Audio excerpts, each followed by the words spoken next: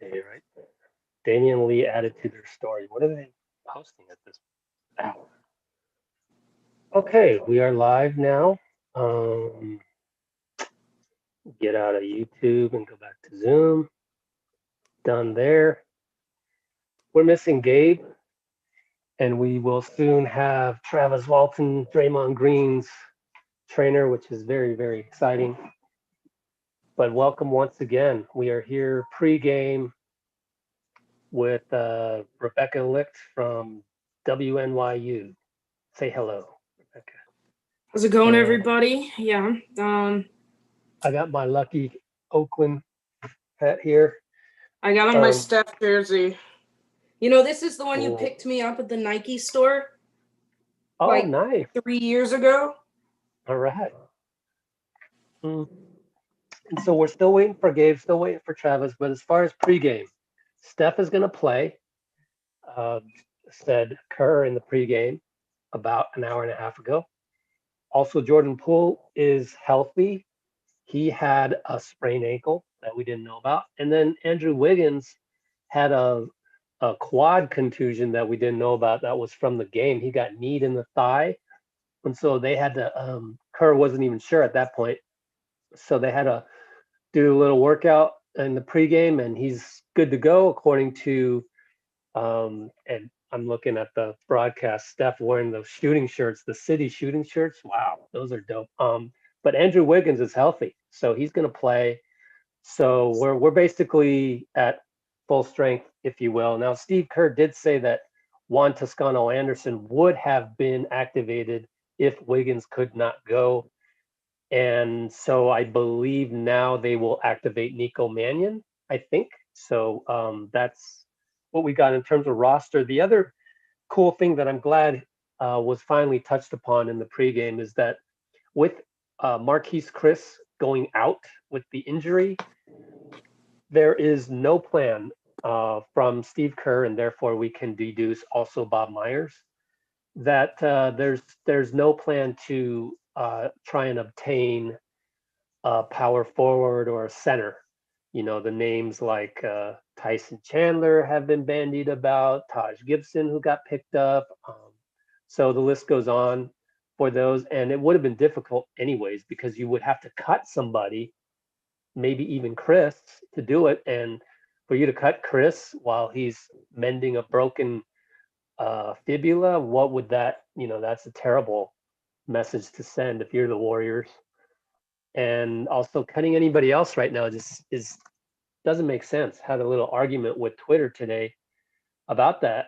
Just really cutting anybody. Like there seems to be a small faction of Wanamaker haters. So the Jeremy Lin news that Jeremy is signing with the Santa Cruz Warriors, and I'll probably make a video just to sort out the logistics on that because a lot of people are getting that confused with actually signing with the Warriors. It's quite different than that, and he can sign with any NBA team that wants him because he's now in the G League.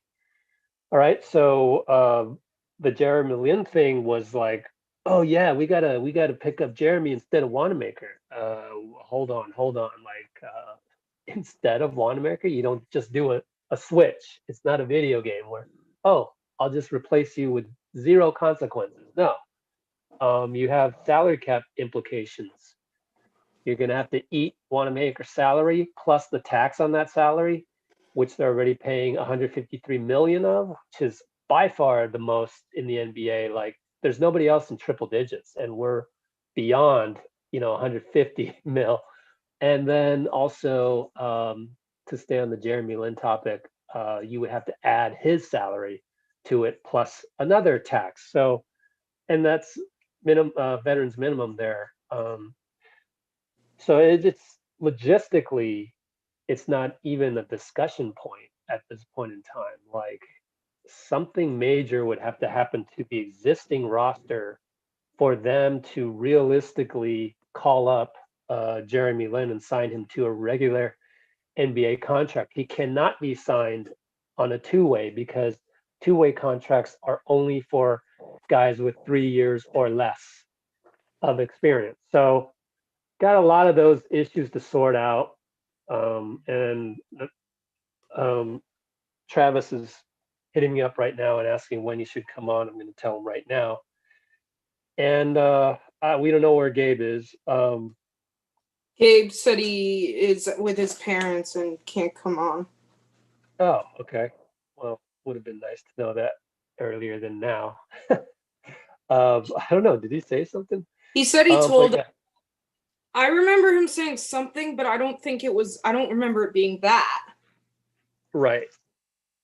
Well, anyway, at least we'll have Travis on. But that's too bad. I wonder if anybody else out there wants to be on. Some of you said that one or two of you said you wanted to come on, but you didn't really project yourself as someone we would want to come on. Like, first of all, you don't need to be commenting and saying, "Oh, I need to be on," or some, stuff like that. Like, be a little bit more professional, act a little bit like you deserve to be on. Then the other one was like, "Oh, how do we reach you?" And I had told you how to reach us, and yet you're asking that. So kind of want to, up the IQ a little bit with the people that come on here. So if there's anybody that wants to come on, please let us know, but also like demonstrate it. In meantime, I'm going to jump into the link and spread that out to the world. Travis will be on pretty soon. Rebecca, why don't you tell us what your hot takes are going into this game, or what else is going on in the NBA right now that you see from the East Coast over there? Well, Charlotte and the Pelicans are wrapping up. Right now, Charlotte's leading with about 20 seconds left by 8, so that's theoretically done. And that's the ESPN one on before us. That was like highly hyped because it was LaMelo versus Lonzo. Oh, cool. So who won that battle? Well, LaMelo put up a near triple-double. Really? And Lonzo played like trash. So I think little brother takes the W. Although, and gets the W in the win column. So. And shout out to Gordon Hayward, who's actually been playing extremely well this season so far. Really? Oh, cool. Like, in what way? Just well, he's been scoring 22, 6 rebounds, 4 assists at 50%, 36 from 3, 90 from the free throw line.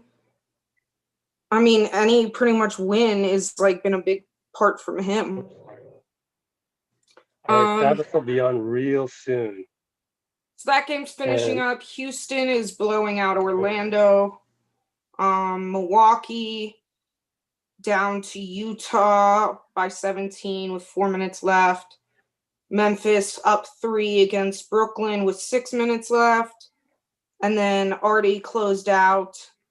Boston beat Washington by 9. Bradley Beal put up 41 again. Ooh. They just need to trade him. Poor guy. Yeah, they should trade him while his stock is high. Yeah. OKC beat the Knicks, and Phoenix lost to Detroit in overtime. That's interesting. Wouldn't have expected that one.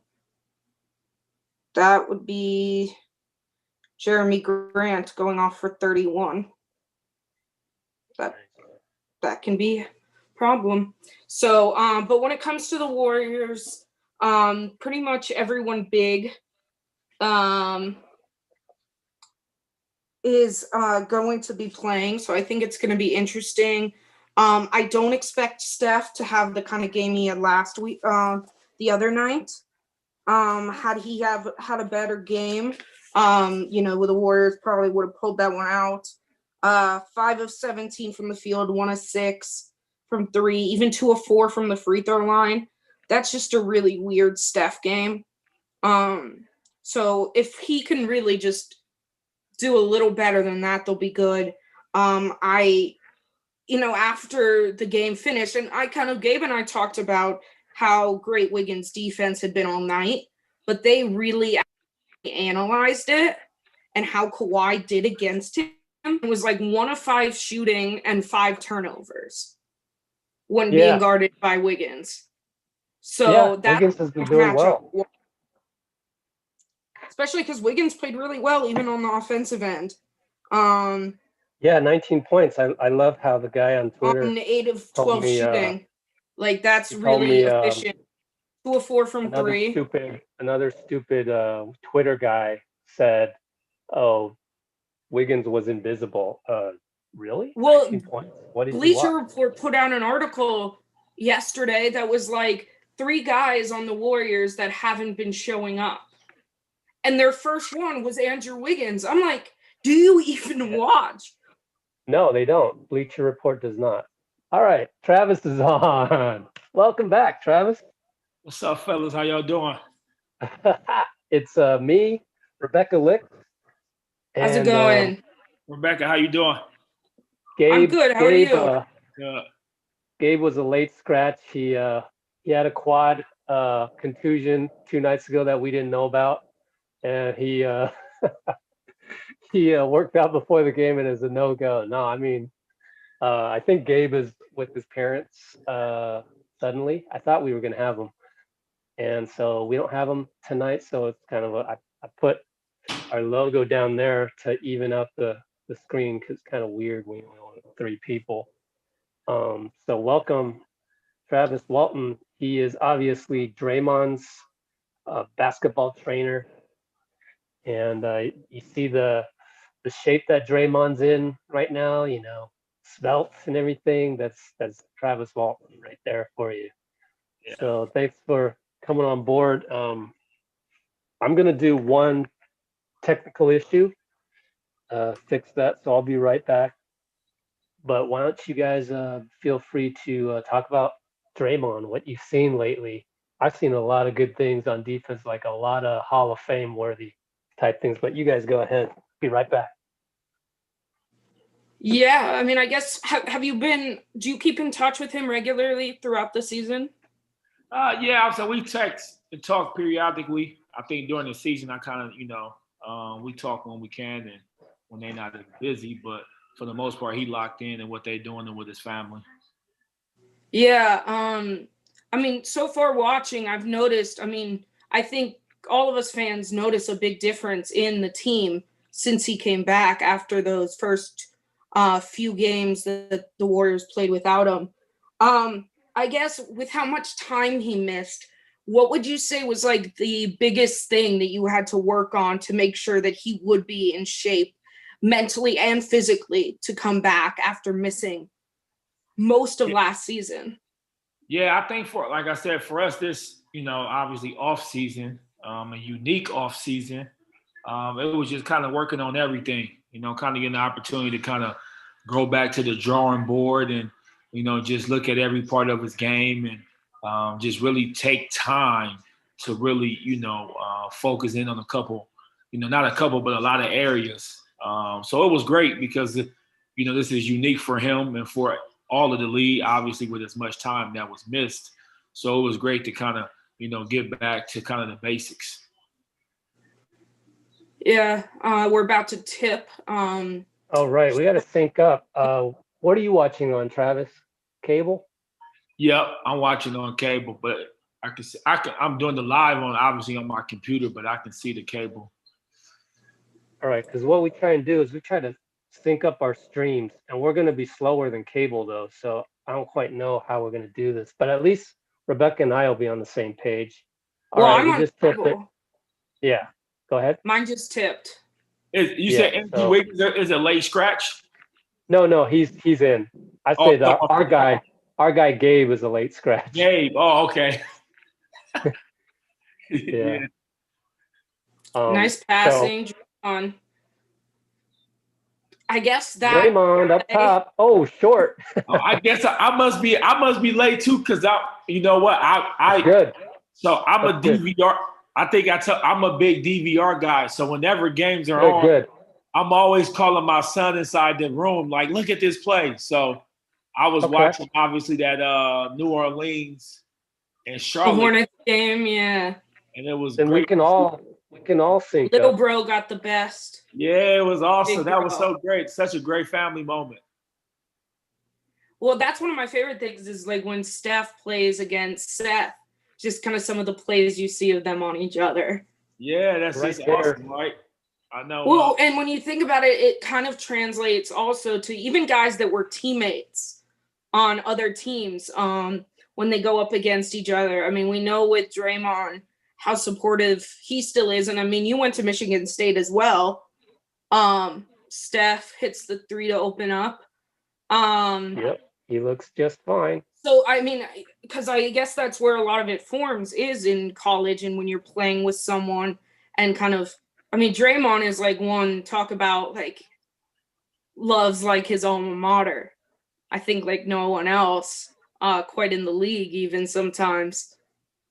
Yeah, I think it's a big bond, obviously, with a lot of our the alumni, and obviously our relationship was formed from playing together in college. I think you form such a great bond, in college, and then when you're winning, we always have won at Michigan State, so we have experienced a lot of success together and as a group. So that just naturally brings you, more closer together. Similar to Steph and Draymond and Clay and all of those. They have great history together with winning, and I think that's very important as you're building relationships, especially on the court. When you can win together and you go through some things together, it just makes the bond a lot stronger. And obviously, if you're winning, you have more time together. So That's true. That's a good point.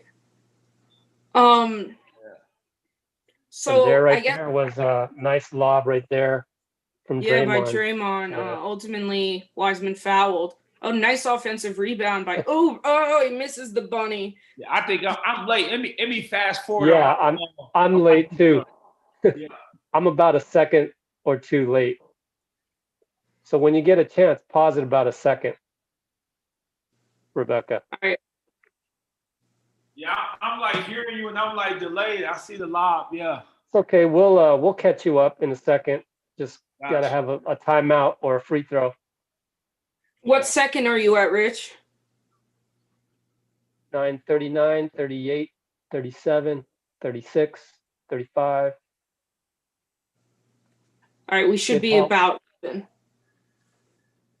Okay. Yeah. Take your time. No rush. How about Oh, Wiseman? Nice. Okay. Wiseman there. Wiseman's gonna be a player, man. He's a stud. He's great. Little. He's been great for a rookie. He's gonna be really good. Little agility right there. Yeah. Are you synced up with us, Travis? No, I'm not synced up. I can see it from my Okay. TV, but I can't see it from. Oh no. I mean just with the clock. We're at 9 minutes now. Yep. So 8:50. Yep. Okay, yeah. I think we're all about even. So far, Clippers just starting hot from on the offensive end.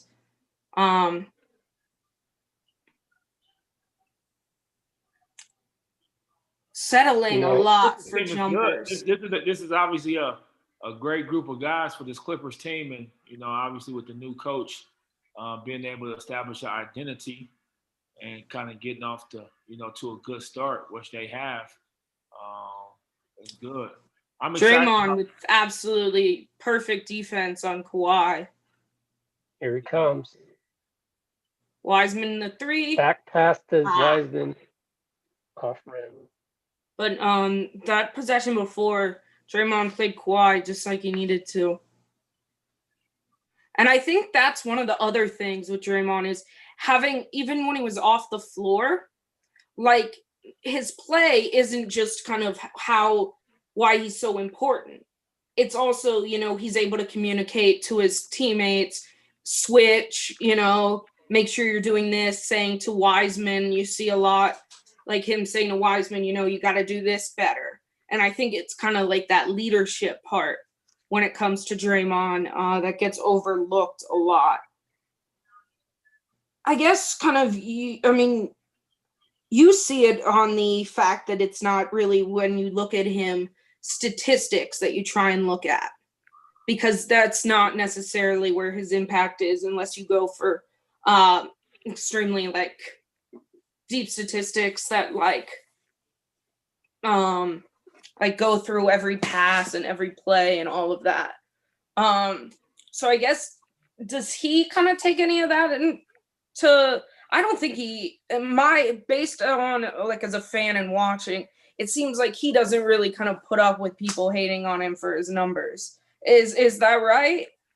Well, I just think he's a winner. So I think when you are a winner, you find ways to, how you impact the team and how you impact winning, which I think,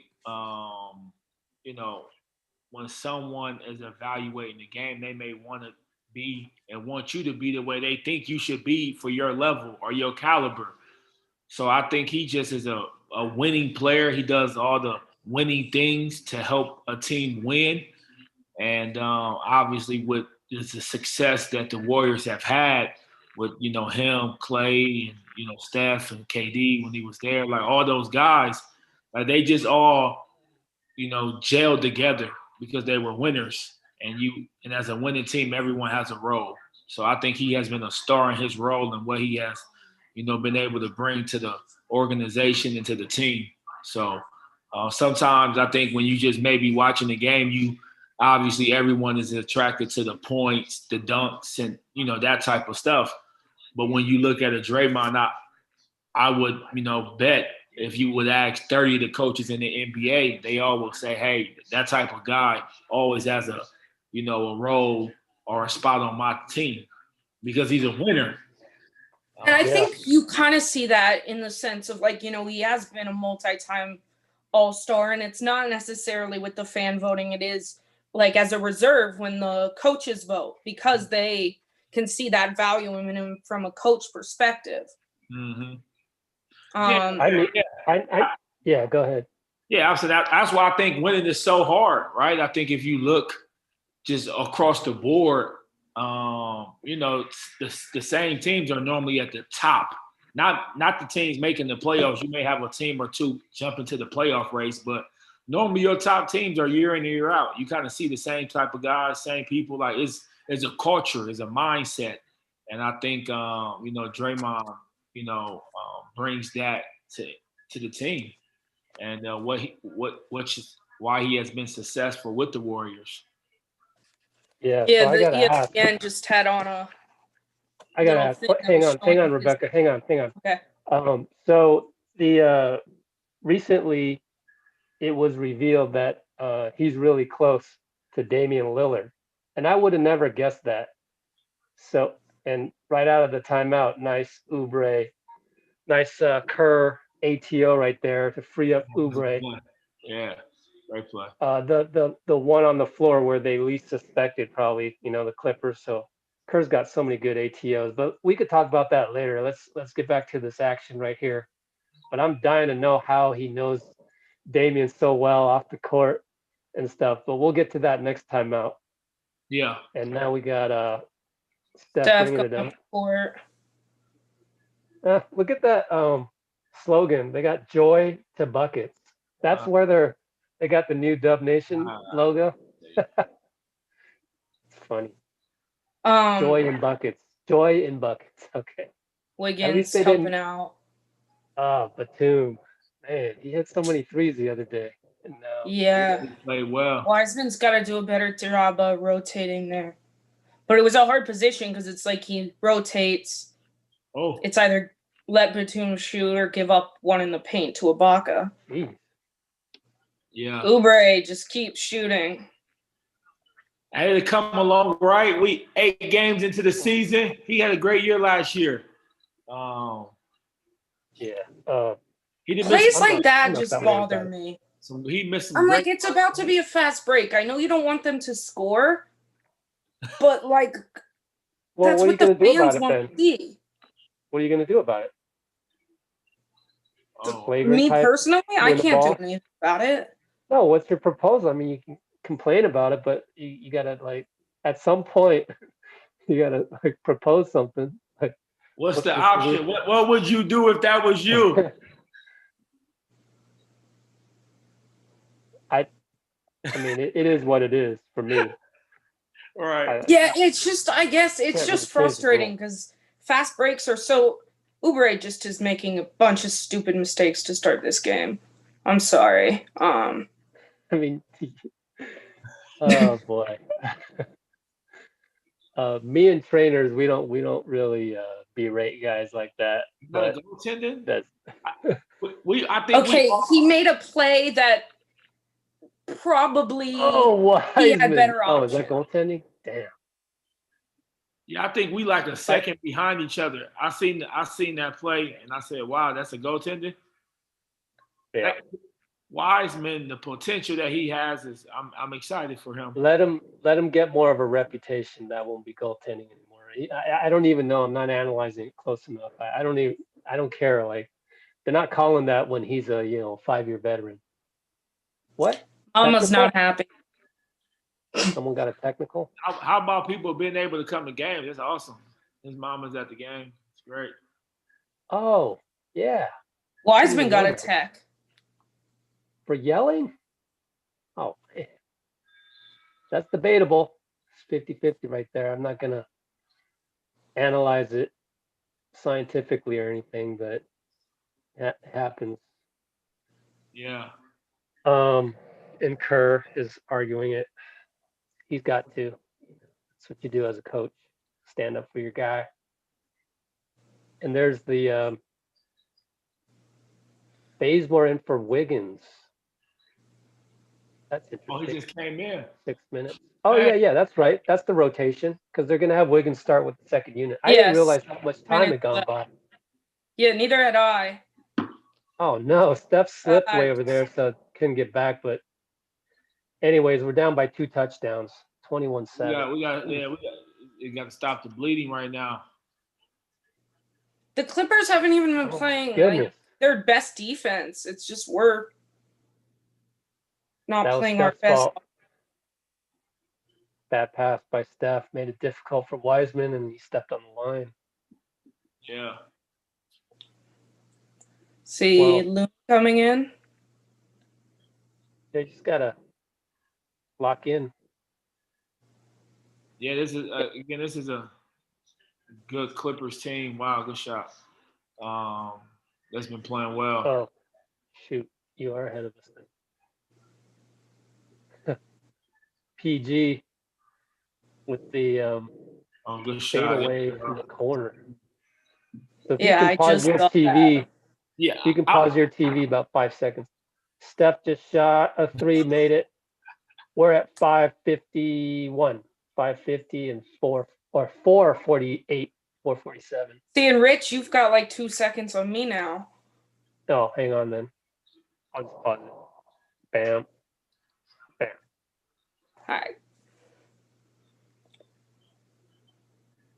Hi. Steph, you gotta. So much energy by Pat Bev. Gotta respect that. Man. Yeah, he's been doing that for a long time too, right? Great player. Been doing that for a while. We can't get any rebounds on these long ones. Tough.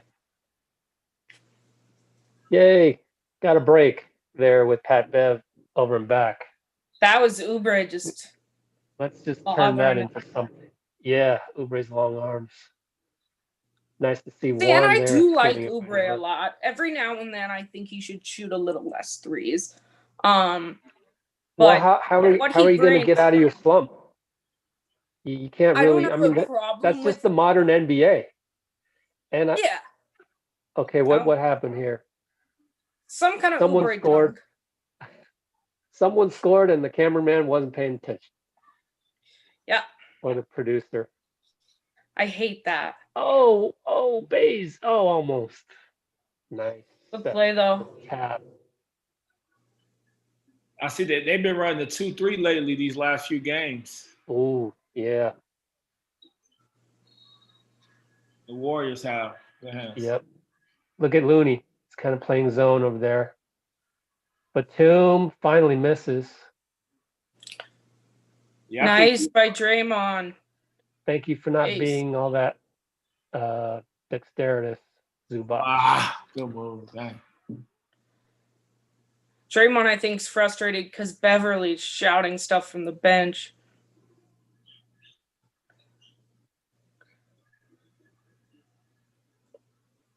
Nice move by Steph, though, but Paul George, they're lengthy. All right, they're starting to miss. There we That's go. good news. Got a rebound. Way to take him. Way to take him. He had a Nice. mismatch. Knew Zubats couldn't hold him, so blew by him. That was good. I know, that was nice. That's where Oubre's length is just so great. Like the fact, like that's the thing in the modern NBA. Like for a guy like Oubre, if you're not hitting threes, I mean, if you're a coach, you just tell him just keep putting them up. Now, granted, early in the shot clock, and I think the majority of his shots are still good shots, but he's also more of like an instinct player. I feel like versus say, and it's hard to make comparisons, but like say Andre Iguodala is more like an IQ guy, and Oubre is more like he's like a cat. He just instinct, bam, bam. nice defense. That was a tough shot. How many years has what year is this for? Is this for Kelly Oubre? I've got this. Oh, Steph, be careful. Look at him weave through 3 guys. Oubre, this is his 5th year. 5th year, yeah. So he still has a lot of growth and stuff. I mean, he's still a young guy. Yeah, young guy. Pascal actually been playing well. He could not move Pascal. Zubats could not move him. That was great. Great defense. No, don't fall for that. All right. Blocking. Thank goodness. I was gonna say. That was a blocking or charge ball? Block. Block, all good. He's actually he's been a spark.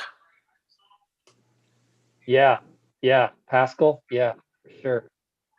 All right. So how does Draymond know Damien? Do you know anything about that?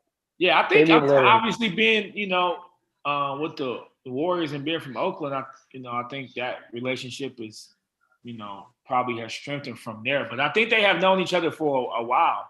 I'm not sure how long, to be honest, but I do know that they have a great relationship. Obviously with Draymond doing stuff in Oakland and being around and knowing a lot of the same people. It's such a good community. And we know a lot of the same people. So I know last time Damien did one of his, I think he does, a block party or something like that for the community. And yeah, we went over there one time and that was really nice. Okay. I was there one time. Brookfield, right? Brookfield, yeah. I think I probably missed that one year that you guys went to. Yeah, we went over there. That was pretty dope. And Draymond was over there supporting with that. It's one of the best things, like for the community, and it's not just like a barbecue. There's more. There's like zip lining. Yeah, it was a lot of stuff. At that one, it was like a talent show. I think Damien performed. We ended up leaving before that, but I think he performed there as well. It was really nice. I went one time. I'm not sure how many times Draymond has been, but I know they have a really good relationship. But obviously, it's a brotherhood in the NBA, and with Damien being from Oakland and Draymond being there, you kind of get to rub shoulders and get to know some of the same people, and I think that's how the relationship. I don't know how it began, but I'm sure that helps and it strengthens it, with the things that Draymond does for the community, and obviously Damien being from there and still doing a lot in the community. So it's pretty good. What's a fun fact is that I run a basketball league, and in Oakland, we had a lot of games every week at Ira Jenkins, which is that one gym right there at Brookfield where Damien has his neighborhood gathering, I guess it's a barbecue really, and then some. And Dame himself, as a kid, used to come and watch the guys in our league play. And who would have thought, that one kid sitting there watching us play became Damian Lillard. Wow, that's crazy. So how long have you been doing your league? Since 2002. And in the heyday, we had like 3 gyms in Oakland, like all the ones people are familiar with, like Bushrod, Ira Jenkins, and even Tassa Faranga. We were even there. That's nuts. Wow. So he used to come and- over there and watch it. So Damien had to be Yeah. how old? Wow. Whew, like, I mean, yeah, barely scratching the surface of AAU teams. Yeah. But yeah, his AAU coach Melvin Landry was one of my referees. Yeah. It's all a pretty tight knit community. Like, the guy used to open the gym for us, Mike Tapman. Yeah. He's real close with Damien, like Wow. That's dope. friends and family type stuff. And I don't even know Damien that well. I don't even know if he knows me, but just the respect that he has. Your lead, you can now say you had a young guy who got to take some notes from your lead and became a all-star. He came to your lead and learned some things from some players. And he's probably sitting there going, "Man, I could take all these guys." oh man, wow, great pass. Oh. I just wish, I had known. It was like one of the guys, like Mike, had told me that later. Like, okay, here we're back in action. They would have probably said, "Hey, he's a good player," because he wasn't. Yeah, I mean, we had a lot of kids drop by, exactly. So could have been any one. A lot of good basketball players that come from Oakland too. There's some good basketball out there. Nice find by Steph. Yeah, is that Wiggins? Yeah. So I don't know if it is. He's in early. They re-entered Wiggins into the game. Steve may have been like, "Yo, we need some scoring. Get back in there, Wiggs, before this thing gets out of hand." Zubac finagles a foul.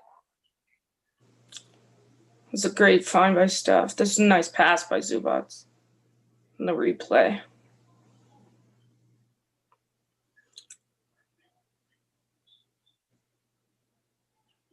All right, I'll take that shot any day. I can live with Zubac just shooting that. Wiggins to Steph off back iron. Rotation. We'll rotate that. Oh, where are you located at, Rebecca? I am in Florida. No, I'm talking about on the game. Oh. On the game, I'm at 59.2. Oh, okay. Yeah, I'm at 49. Okay, I'm like about to be telling you guys things that happened before. I need to pause and catch up. So it's all right. Steph drills it. All right. The score looks better now. 28-20.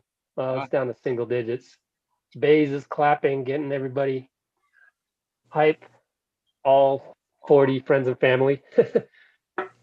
And Lou does Lou will things. Yes. Look at that. Oh my goodness. Looney set a pick in the back court. Oh my goodness.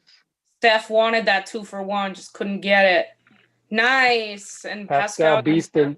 But Jesus, when was the last time?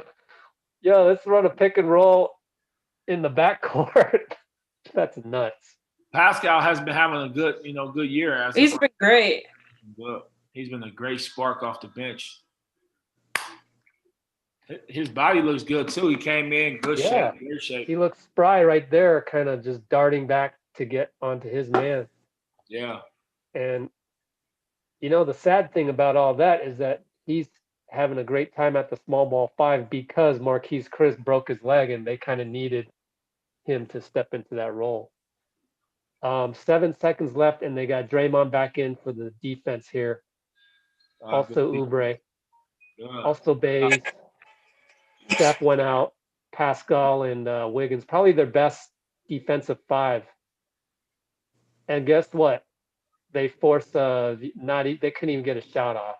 Yeah, that's good defense. Good job by the Clippers. Yeah, I had the chance to, got to credit like Anthony Slater, Warriors beat writer. To me, he's like the KD of beat writers. He just gets his job done.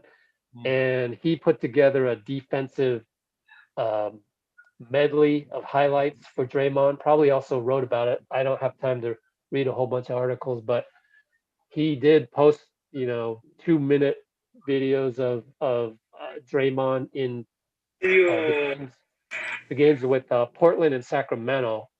And the thing that I noticed from those highlights was that Draymond just has this knack of being able to anticipate where the offensive play is going to go and to be right at that moment on defense.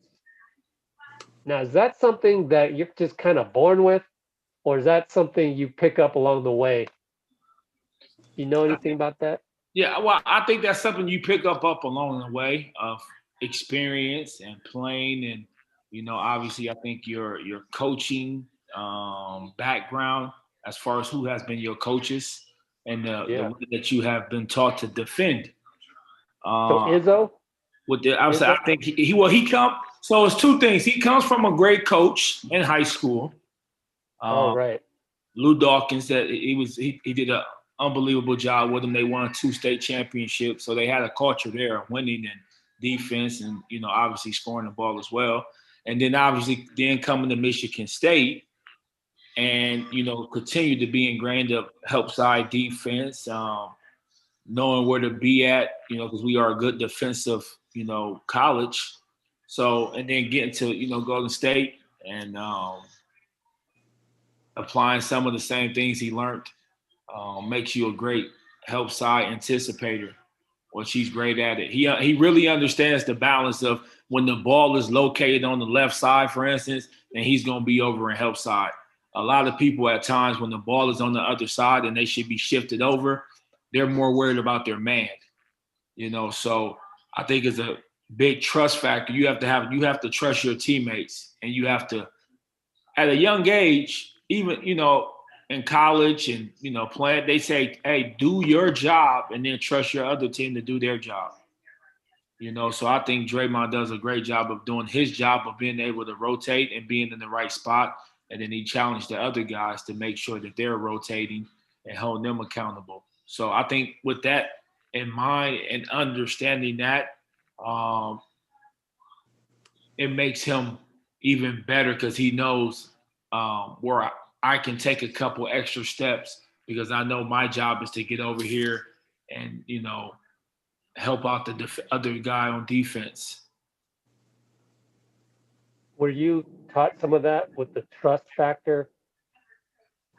Because that's not something that, you normally learn like in basketball camps. So was that something you started learning under Izzo?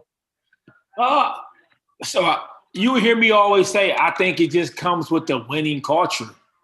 Like when you're winning, like you have to defend, and I think at Michigan State, defense win championships, right? Like that's used to be a big thing that we said. So we knew we had to defend, and the way that we defend at Michigan State is help side, being over and anticipating the next pass, not to necessarily deny it, but to just be over there so the offense can at least see you and may not make the pass that they were looking at. So when you have a great person in the background that can communicate, whereas Draymond's a great communicator, so you have someone back there that's basically calling out exactly what's going on. Now that allows the other guys and for yourself to rotate and be in help side a little bit more, because you're communicating, I'm going. I think that's really important. Obviously, I think that's a area they're continuing to grow with. But I think Steve Kerr even said it earlier. He thinks his team has a potential to be a good defensive team with their length and their their size, similar sizes on the court. So still got a ways to go, but they have had some really good moments defending the basketball and being in help side. Yep. And they actually, we're back to action here. Clippers on a quick 4-0 run, but they actually got a turnover on the first possession, and then look at Clippers are in a zone. Look at that, 3-2 zone, 2-3 now. How about that in 2021? Maybe every team in the NBA is playing zone. At one point in time, growing up, zone was only meant for high school and college. And Yeah, a lot but of that's the college thing I think about a big the person NBA that is brought so that back full time was Eric Spoelstra with how well the Heat did with it last year, yeah. especially going into the playoffs because of the length they had. You know, they were able to Yeah. put Derek Jones Jr., Jimmy, Bam, Andre Iguodala, and Jay Crowder out there, and you just have length and, you know, pretty good shooting, actually. Andre Iguodala has shot the ball really well this season too with the Heat. But, you know, they had all that length and really did the 2-3 zone. Yeah, and it's like an adjustment to the adjustment. Like we wouldn't be really seeing the zone if it wasn't for Tough shot. the driving kicks. Yeah. It's different. It's just totally different game. Yeah, completely. Scout With from 3. Yeah, Pascal I think three, like straight to the drop. with the size of the players today, just and I'll be going to these tournaments with my son. We were in Phoenix last weekend at this thing called May Hoops, and he was playing 6th grade. He's playing up. He's a 5th grader, and these kids are so big. So like being able to play zone and cover up so much space with the size of the players, and it's just unbelievable. So Nice. it's just different. Wiggins there. That was a good move. Wiggins on the downhill forces Lou to call timeout. Yeah. See, and this is exactly why they want him with that second unit. Down 10, 9:35 to go. We got the momentum. Yeah, it's but zone and well, yeah, you're right about how kids are. You see a lot more like man-child in high school now. It's insane. Well, they're huge. There's a lot of holdbacks and 2 holdbacks. Kids getting hit, but they're growing and they're big. So you may see a 6th grader that's like 6'4", right? You like, wow, That's beyond me. unbelievable. These kids are big. When I was like, I'm 6 feet now. I grew from 5'10", 5'2" to 5'11" when I was in 10th grade. Wow. I literally grew 8 inches of height in just like that summer. It was nuts. I came back and people were like, holy smokes, what the hell? What'd you eat? Did you feel that were your knees hurting? No, it was good. It was good. I Did you think recognize obviously you was having to get new clothes and shoes? I think my feet were already the size that they were supposed to be, and I do recall having like growing pains, like be it sore ankles or something like that. Like it was, yeah. We're talking eons ago though, so for me, so um, I don't recall everything, but yeah, I mean, so when I was in 6th grade, I was like probably 5 feet tall. You're talking about 6'4". That's insane. I want to tell everybody we do have some questions in the comments, and since we're not really talking about anything right now, we can go answer some of those questions. Why don't you got chat people in the chat? Go ahead and ask questions just far away. So yeah, Alvin, YT Alvin, does he respond to comments? Yes, he does. We're doing that right now. So let's see. Oh gosh, I'm scrolling. I know I saw one question.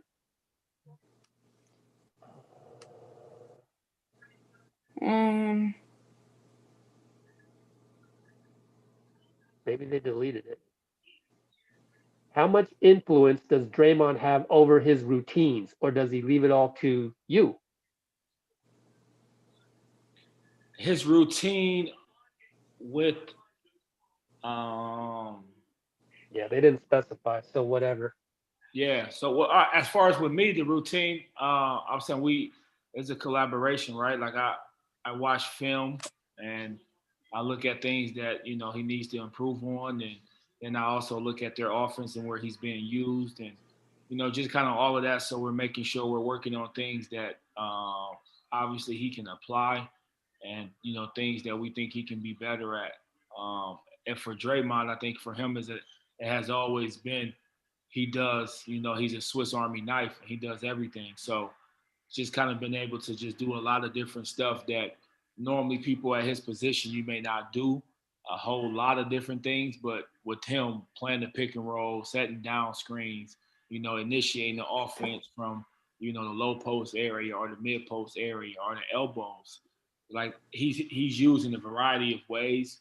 So he leads me, he gives me total trust, and he trusts me that the things that I'm having him do is not from just me just thinking of something, me actually studying and thinking that this can help him. And then obviously the routine with the Warriors, I'm sure that's with Coach Q and the other coaches that work with him, that's what they do there. All right, so we're back to action.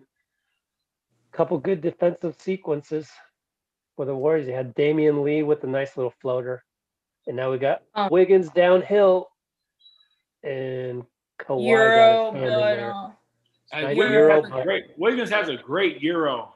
I was just about to say the same thing. His Euro is so nice. That's a great shot, Dame. I don't even know what to say because I think I'm a couple steps ahead of you guys. So every time I'm about to say something, I have to think because I'm a. That's okay. Yeah, but that's okay. Great shot. Damien Lee. Yeah, he's been playing well too. How about that? Yeah. I know Steve, back to Steve man really after likes in the little zone. Steve Kerr really likes Damien Lee because he's just high IQ, Plays really hard. Yeah. Great locker room guy, low maintenance. Right now, he's hitting at 50% from 3, 14 of 28 on the season. Wow, that's fantastic. Great. He was actually asked about that this morning at shoot around, and he just said just consistent work, just like he would with you if you were his trainer. I mean, basically, he said he worked with Luke Laux, Warriors assistant trainer. Yeah, worked with Luke a lot, and just focused on things that that made his shot more efficient. I don't remember the details, and we'll put a video on that later. Yeah, I seen Luke working with him a couple years ago. He has done a good job. Luke is really good, and he has done a great job with Damien and the work that they put in. Obviously, I'll tell you what, two-way player and having to go up and down, and when Damien was a two-way player, Luke was going up and down to Santa Cruz. Like, I got a lot of respect for Luke, and Luke obviously played at a high level himself and had success himself. So Florida Gator. Yep. And I've watched the, sloppy 5-on-5 pickup games that they don't want me to record because they are sloppy. Game of down low again. And let me tell you, Luke can play. Yeah. That guy can play. He can shoot. He can do it all. Are we talking about Lou Williams? No, Luke Luke Laux. Luke Laux, the coach. We talk about the coach, Rebecca. I'm sorry, I was busy doing working Twitter. Yeah, she's busy doing. Luke's a good player. He's a Seminole, right? Yeah, Florida State guy. Florida. Oh, Florida I was going to State. say My he's fault. not a Gator. I said Florida. My fault. Florida State Seminole. Yeah, he was a good player in college. He had a good career. That's why I was confused because I'm like, I don't know any of those names as Gator names. Gators. Yeah. You can't say that. Gator. It's a big difference. It's a big difference. Luckily, Luke is not watching. As a Gator fan, right I say that. I know. Yeah, I'm 3,000 miles away, man. Give me a break. But yeah, I should have got that right. That's my fault. No, it's all good. Man, the Clippers hit another one. Sheesh. They're playing well. Back up to 12. Are they 6-2? I think so. Yeah, they're not doing I've that. got this also. Yeah. No, there's 6-3. 6-3. Okay. Yeah. Yeah.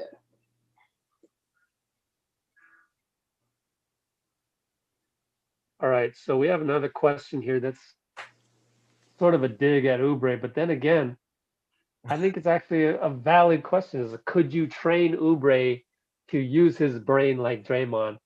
I mean, that's a lot of film study, right? Yeah. And I think for Kelly Oubre, new team, just getting accustomed to what's going on. He had a great year last year, so I'm expecting him to be able to pick it up and figure out, how he can bring a little bit more to the team. But it's early in the year. I got total trust in him. I think he was a great pickup. I love his energy. Like I said, he had a great year last year with Phoenix, and it's tough when you go into a new organization and trying to understand the offense and where you can fit in at. Obviously, he didn't miss some really good shots, but those shots he practiced on. So I'm sure that they're going to start to fall. He shot the ball pretty good last year. Well, there was a video that I posted that was just on Twitter, which was one of the plays that Steph ran, and Oubre moved into the corner when Steph had passed it off to run to the corner. And so after the play, Steph was kind of telling him, like, kind of emphatically that, like, this is where I was going. Yeah, well, I think so. Like, I remember last time we were talking, I said Steph does such an unbelievable job of moving without the basketball. And when he passes it, like being able to just read the defense. And, I think that takes time. If you're not used to someone, there's not too many players in the NBA like him. Most guys like Steph probably coming off a stagger screen, and that's a set play, opposed to a guy passing and then having to move. So I know it's definitely an adjustment period for him.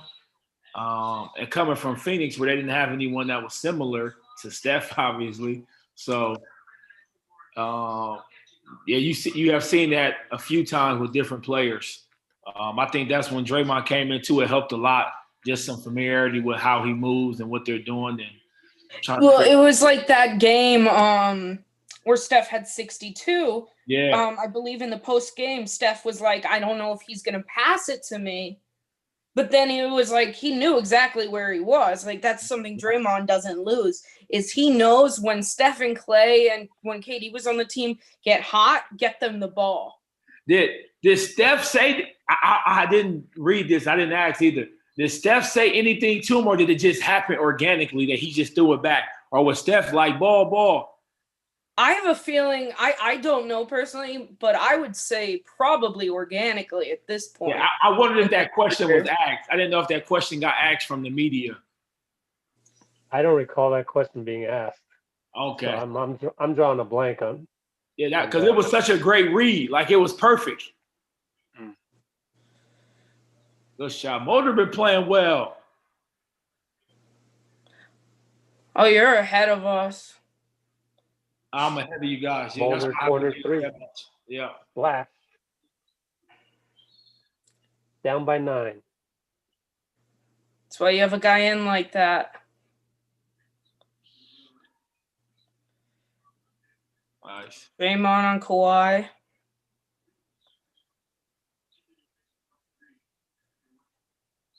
Yeah.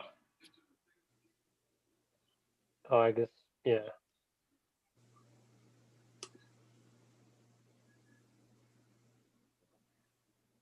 Oh, okay. I missed that play. Oubre step play. So that's why I'm oblivious. Anyways, Clippers ball. They're up by 9. Draymond breaks up another one. Good shot. Breaks up an entry pass. Someone scores. That's Steph with the flyby of Batum. Bye-bye, Nick. Let me sidestep that. Splash. Down by 6. Yeah. Steph already, after going 1 of 6 last game, is at 4 of 5 already. He is 1 point short of having the same amount he did all last game. Which was 13 points. Because and he I already know has that 5 assists too. Okay. I don't even look at box scores. It was just the fact that Bazemore after the game said, 3-0 isn't going to have 13 points again. Ooh. Yeah, that was tough. Mulder landed on Paul George's calf, which then bent his ankle inside out. That hurts. So PG seems comes out. fine. Oh, he's in there. Sorry. Yeah, he's Draymond on him. dribbling like he normally dribbles. Little tweak, I guess it was. Never know with sprains or ankles. Hey, good job by Pascal. Yeah. Said exactly the same thing. He forced him into a tough shot. For a second there, I thought it was Draymond. Damien Lee now 15 of 30 on the season. Nice passing. Good shot. Dang. Kawhi. Oh, no. Okay, Kawhi misses.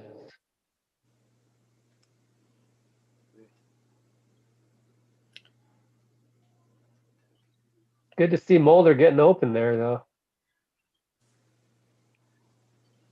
Down 6. No. Okay. You got to tell us what Draymond's mad about right there, Travis. I think it's the rotation. He came over and jumped up for the ball. You got to have that rotation. You got to come over more. So if he gives up himself, help the helper. So with him shifting. It was help the helper, yep. Yeah, help the helper. That was Ibaka with the dunk Yeah. on that play, and it just seemed like the next guy over was like 3 yards away. Yeah, you got to shift over. You got to get over there. So anyways, Kerr brings Wiseman back in for Pascal. Come on, grab the rebound.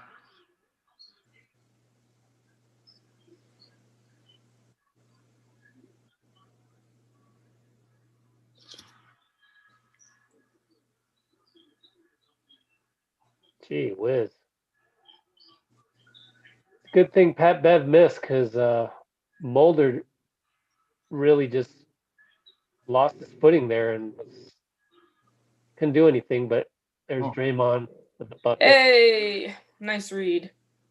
Down 6. Let's get a stop. That's a tough shot. I guess we didn't get the stop. We got to sync up a little better. Kawhi. Yeah. With the 3. Nice move. Oh, wow. Just we on different. Yeah. Just pause yours for 5 seconds. But Steph with the nice step. Beautiful lefty by Steph there.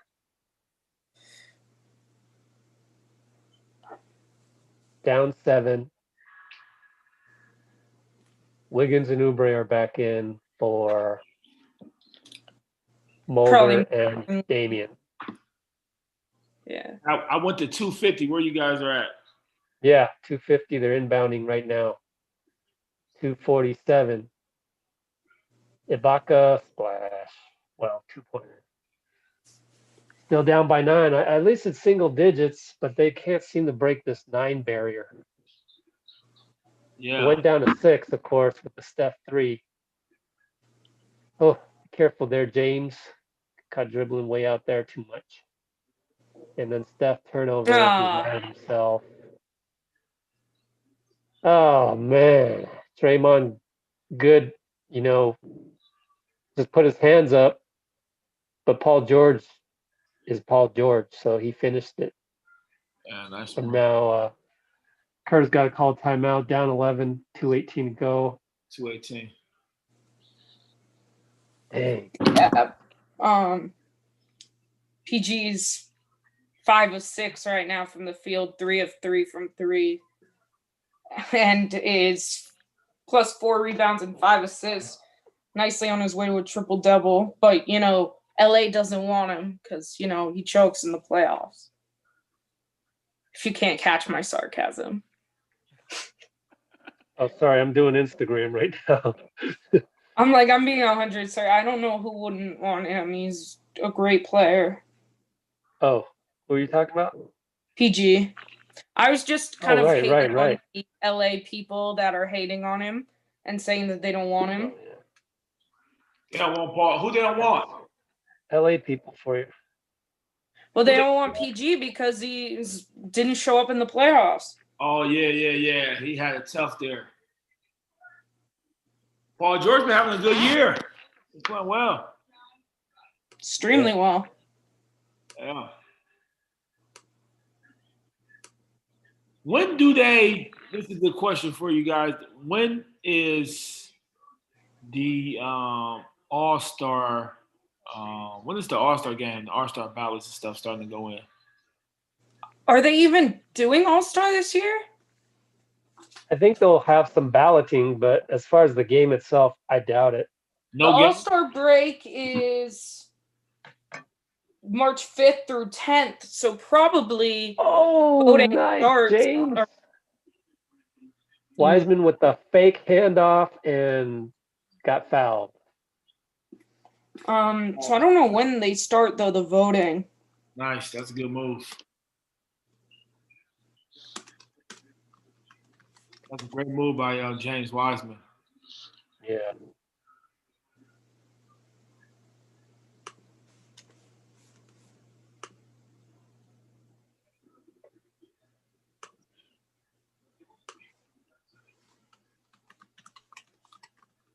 He said Joel Embiid is the best center in the game. Jokic's been playing amazing. They're just so different. They are so different. Did y'all watch that game last night? The Mavericks Nuggets. The Mavericks and Nuggets. Yeah, Jokic was great. Yeah, I caught the end. That shot to tie the game up. Oh. But then Luka just took over in overtime. It's over, yeah. Luka. The Luka effect. Seemed like right there on the foul by Draymond, he was early of all things. Yeah. Against Kawhi. I shouldn't have smacked down.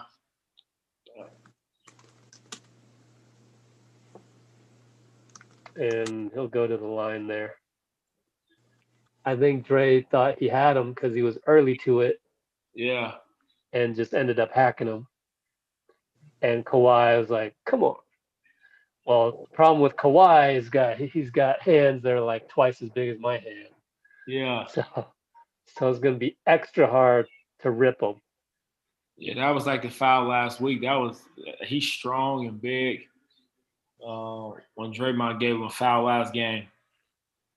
Yeah, and he got mad. Yeah, it was a flagrant one. Oh, right. I was questioning that call. What was your thought on that call? Yeah, I just think it was a situation where he was trying to, not allow him to. But do you think it should have been a flagrant? I personally don't think it should have been a flagrant, but in today's game, someone's with me. No, he's not with you. He's like in today's NBA, which I'm trying to get through to you, but you're resistant. Today's NBA is the flagrant, but I didn't personally. I was like, but their arms got Let's put it tangled this way. together. If you had to run your own basketball league, you would say that that's not a flagrant, and I would too, and so would Rebecca. But that's not what we're concluding. Really, we're just saying the NBA has its own rules. They have their own rules. How do you like Kawhi face mask? Was it one of the better ones? Scary looking. Yep. I really haven't seen anyone with like a face mask like that. Normally you see them. Normally they're like that LeBron kind of one. Yeah, for your nose. But that one has to protect his protect his jaw. That's his jaw. It's a little different. Yeah, that's different. Yeah, I haven't seen one like that before. Okay, down by 8. There's a picture of 3 Clippers on Steph. From this game? Yeah. Wow, that's quick. Damn, Kawhi. And Step back Ibaka on watching him Wiseman. at the same time, too. All right, let's keep this in single digits going in the half. Oh, That was tough.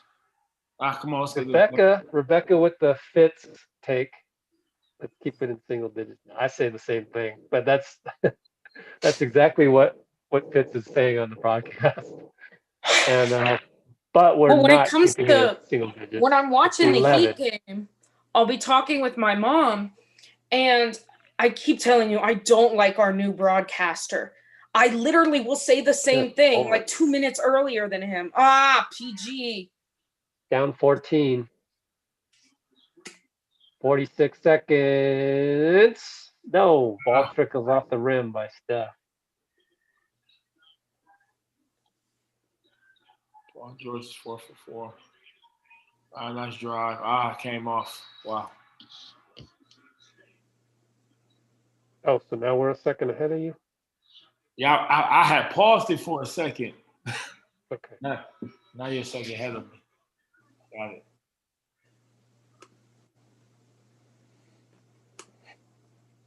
Okay. Wiseman 3. Nice. 251.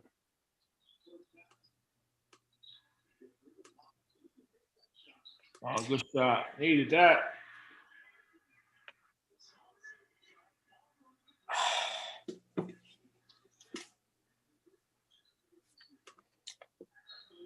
Patrick Beverly Why is- and one. Wow. What foul was that?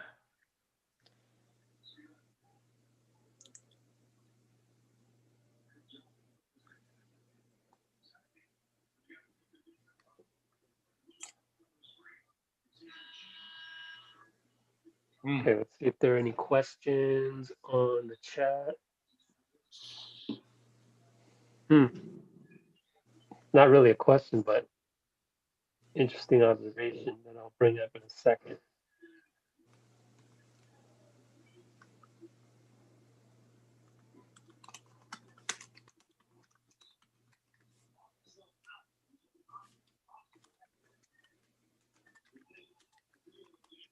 No foul? Good tip, I'm Wiseman. telling you, I don't understand how he doesn't get calls. Yeah. Right? What do you think about that, Travis? I feel like Steph doesn't get the calls James Harden gets, let's say. Yeah, it's tough. So I think he should definitely get a few more whistles than he has.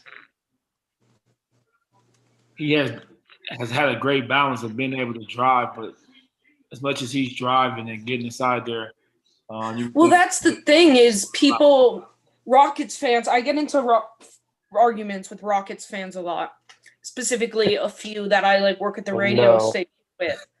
Yeah. And they're like, well, Steph would get more free throws if he drove more. What? I'm like, have you watched a game in your life? Game.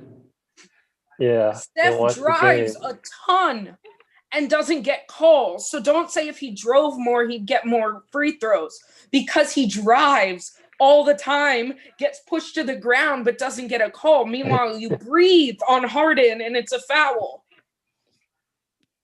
Yeah. Well, yeah, it's crazy. Yeah. I'm on the side of Harden does an unbelievable job of getting to the foul line and creating contact. But I think you said it earlier. Once you kind of get that reputation, and then you kind of get a couple of those calls that maybe you are questionable, similar to Wiseman getting the goaltending. As he kind of gets the better reputation, he's gonna get a few calls that other people go, he's goaltending, but they're gonna give it to him just because he's built that. Rudy Gobert, just the reputation. Well, Andre Iguodala's built that reputation with his ability to strip players of the ball. They don't call fouls as much now because they know. That's a great But one. it's like at this point, Steph is enough of a veteran. He should get the call. Yeah, Steph that like they should like if you go back and as like a player, as like a official and watch game film, you should be like, oh crap, he was holding him here, like they do every game. Yeah. They hold on to him, and they did it with Clay too. They hold on to them so that they can't move and get open. Yeah. But then they don't call the foul. Yeah. And the thing is, Steph isn't always the most vocal about it because that's the kind of guy he is. True. You know, that's a perfect segue because somebody on here was saying, and it wasn't really, I don't think it's an actual question, but let's talk about it anyway. Why isn't Curry yelling at the other guys? He's GOAT, but he needs to be more Draymond in that sense. And I kind of want to, what kind of energy, or not energy, but intensity or just personality did you have when you were with Spartans there, Travis?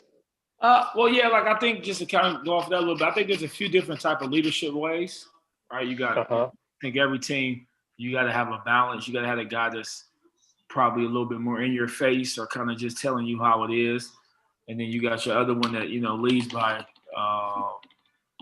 by example. And then you got other guys that just know how to communicate in a different way. So for me, I was more of your in the face type of leader that was challenging. So like Draymond. Yeah, me and Draymond are very similar in our leadership styles for sure. Cool. Yeah, so that's why I think it's why we got along so well, where we both understood where it was coming from, and I think it was always from like, yo, this is not coming from a bad place. This is coming from a pure, I want to win. That's it. The only thing I'm trying to do is win. So whatever we need to do to win, I'm trying to do that. So, but like I said, there's a lot of different ways. Obviously, Steph is a great leader in the way that he does it, and I think as a fan, I think more people want to, like, man, we want you to be different. We want more, but that way has been successful and it has worked. And you know, you have also, it's like personality. It's personality. Like, yeah, it's like what you're most comfortable with.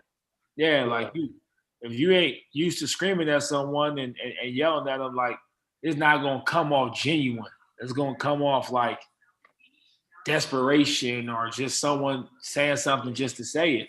So you have to be who you are and lead the way that you lead. Which, you know, Steph has been a great leader. What do you think? Take a guess. What do you think I was when I played rec league ball? I think you're the silent type.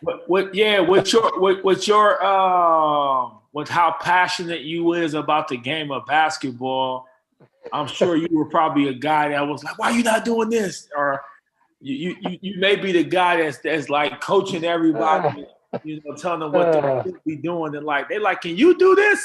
And you're like, "I probably can't do it, but I can tell you." You know, like. Okay, no, I mean, what do you think what kind of style player was I?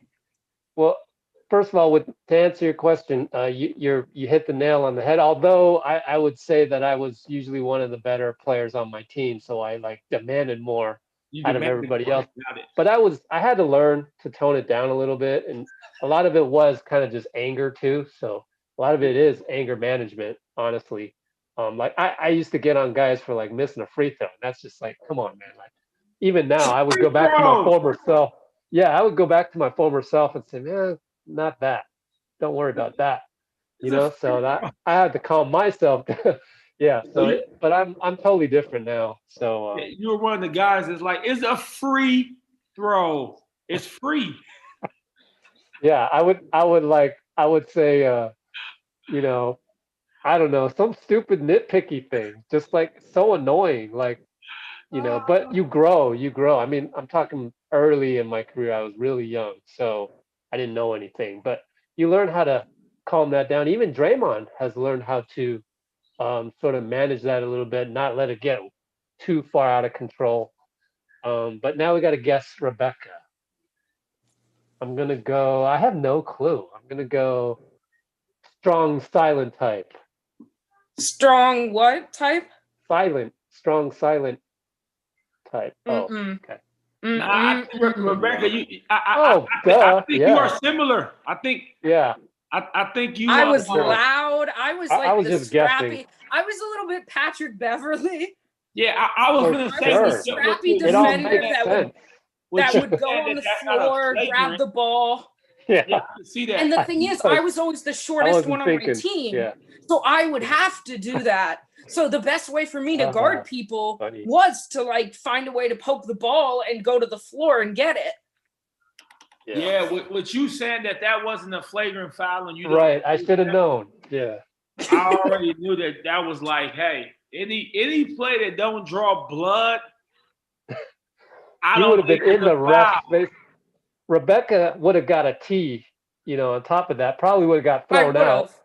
Yeah. Yeah, like, no. Hey. There was a game I got so annoyed that in the high five line, that they make you do, like, at least when you play at school, I like once stepped on a person's foot and like really hard. It was someone I went to school with and I hated them, and like they were such a like bully, and like I hated the fact that we lost to their team. So I literally just like stomped my foot on their foot in the like high five line. Wow. Yeah, I can see that. I'm saying with you saying that already, I knew that you a lunch pal, so you got to bring your lunch pal. It's gonna be a blue collar game. It's gonna be tough. So, because in today's basketball, hard fouls are flagrants, or flagrant ones and flagrant twos. Oh, totally different. Yeah. Like flagrant twos that I know, the last era, those would be like flagrant threes right now. Oh yeah, they don't exist anymore. You don't see very many flagrant twos called. Yeah. Okay. So Anano is asking, have you ever met Curry? Yes. Great person. Yeah, a lot of the trainers, friends and family, it's all family. So they've all met each other for sure. And yeah, Steph is like, to me, I call him like Saint Wardell. He's definitely what they say. Just like Bob Meyer says, he's a better person than he is basketball player, which is just he's amazing. Awesome. I mean, I've been fortunate enough to meet him as well, and I mean, even in the few minutes I've gotten to talk to him and stuff, it's exactly what you hear. The time I was at the All-Star game, just the patience he had for answering questions. Yep. Like, and he answers them like so like intently and like focused on you and not just trying to get past the question. Right. Like he just tells you. And it was the same with Draymond. I remember the first Warriors game I that Rich kind of helped me out to do press at. I was so nervous to ask like Steph or Kerr a question. And so I asked Draymond, and it was like the night before they were playing New Orleans, and I think DeMarcus Cousins was out and they just announced that he was playing. And so I like asked Draymond, I'm like, I was like stuttering and like I'm like to Draymond, how does DeMarcus Cousins being back in the lineup affect the defense that you have to play now, while also having to guard Anthony Davis? And like I was so nervous trying to get out that question. But he like gave me such a really good answer and like looked over at me, like didn't like phase over me, like looking like I'm like 12. Although I wasn't 12, but and like just answered it so like thoroughly. And like I respect that out of guys, because there are some that just won't do that. Like well, I won't say that on air because I don't like to hate on other guys unless it's James Harden. Sorry, not sorry. Yeah, we got a hater in the comments here. I'm not even gonna address it. Like, I'm not even gonna forget you. We're just gonna ignore you. So I'm gonna now try and do some highlights thanks to your thread there. But yeah, if you've got, I didn't see any other Good questions in the chat. So, Rebecca, if you have anything else for Travis, go right ahead. Trying to think. I mean, I guess one question: are there other guys that you train that are in the league besides Draymond, or is it really just him? No, I work with other guys throughout the league. I used to work with Denzel Valentine when he comes. I work with Kuz a little bit this summer. D'Angelo. I work with D'Angelo, with D Book. Ooh, D-Book. I love D-Book's playing style. So I done work with a variety of different guys. But Draymond's my main guy that I have dealt with, over the past, 8 years. Yeah. But I've been able to have an opportunity to work with different guys at certain points. Yeah, Devin Booker, talk about a hell of a player. Oh yeah. So and I work with Tyler Euler. So Tyler Euler's my cousin, and Devin Booker are like really close friends. They played together at Kentucky. Yeah, I was gonna say they played together. Yep. So wait, Tyler Eulis is your cousin? Yeah. Oh wow. Okay. Yeah. Because I remember seeing him at the Warriors practice facility because he was a training camp invite. I think. Training camp invite. Yep. And man, he was like Patrick Beverly. Yeah, no, Tyler's a really good player. That year he was with the Warriors. He was supposed to do the G League with them, and when they released him, he ended up going to the Bulls, picked him up as a two-way, and then he got injured. And right now he's been, rehabbing from injury. So hopefully he can get back on the court soon. He's been out for a couple of years with, some different injuries. So hoping that this year he gets back to playing just basketball itself. He was in the G League for Sacramento for a couple years, for a couple games, and then now he's rehabbing. And another question for you is, what kind of defensive stuff do you do with Draymond, if at all? I guess it would be some more film study, I guess. Yeah, we don't do a lot of defensive stuff, to be honest. I think he's already DPOY. I mean, yeah, I think a lot of that stuff. As far as if you just slide into different people that he not different. He works with Travell Gaines this summer. He worked with him on his body with the strength and conditioning stuff. So they may do some different things there, sliding and stuff, just to stay active and mobile. But we don't do a lot of defensive things. Oh, okay. Chinese Mike Chan said to tell you that Chinese Mike Chan said, "What's up?" He said what? Chinese Mike Chan said, "Tell Travis, Chinese Mike Chan said, what up?" Oh, what's up, Mike? How you doing? Yeah. I work with a few Chinese players, good, great guys. I work with a few of those guys. Oh, yeah, that's right. You do. Yeah, I've noticed on your Instagram. Yeah, I have quite a few guys. Good, man. Let's get another one into the NBA ASAP. Yeah, I had one of the top ones. He's actually coming from injury. He was with Dallas, but he got injured. Really? What's his name? How you go? Ding. I don't know how to say his full name, but he was two-time Player of the Year in China in the CBA. And then Dallas Mavericks have picked him up. He did they didn't pick him up. He did training camp with Dallas, and then got injured and went to the G League and then got injured there. So he didn't play. But he was probably he's a really good player. Like I said, he was Player of the Year 2 years in a row in the CBA. He had a knee injury. He was coming off a knee injury. Pat Bev hit a three to start the quarter. Steph could not answer with his own three, and now Wiseman can grab the ball. So it's Clippers ball, baseline, 14 seconds. How big is the Chinese player? Like, what position does he play? He was a three, a small forward, shooting for small forward. So like 6'6"? Like 6'6" to 6'7". It's always hard for me to tell a little different than inches. Oh, yeah. 6'7", 6'8". He was a good player. Look, he was with Dallas, I think a couple of years ago, like in training camp. Skinny guy or like pretty well built?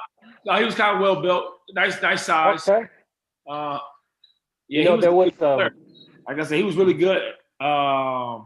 after Yao Ming, there was supposed to be a Chinese player coming in. That was like the Chinese LeBron. Like he was legit a baller. But then they discovered like a cancer in his knee. I forget his name. Somebody out there probably knows, but it was just so disheartening. But it's good to have, you've seen guy make the Mavericks training camp, and he's kind of that guy's size. It looks like. Yeah. Yeah. PG, in and out and drops. Man, are we down 20? We're down 20. Oh boy. Hey, I gotta get ready. I gotta get ready to take off, Rick. Okay. Thank you, Travis. Yeah, Yes, thank you. Rebecca, nice to meet you. Appreciate you You guys too. having me on here. All right. Appreciate Great talking man. to you. Y'all take care. Take All care. right. Let me know All when right. I come on again. All right. Bye. Yes, sir. Bye. Okay, now that he's gone, I will also exit from that one. So it's just us two on the screen. Wiggins from 3, short. We're down 20. Something's got to. Oh, you have like a second or two on me, but Okay, let me fix that. here, but I can go ahead. So Okay, go ahead. Oh, we have a foul on Batum on the Wiggins here, so it's a dead ball situation. yeah. Yeah, that was great having Travis. He's really fun to talk to.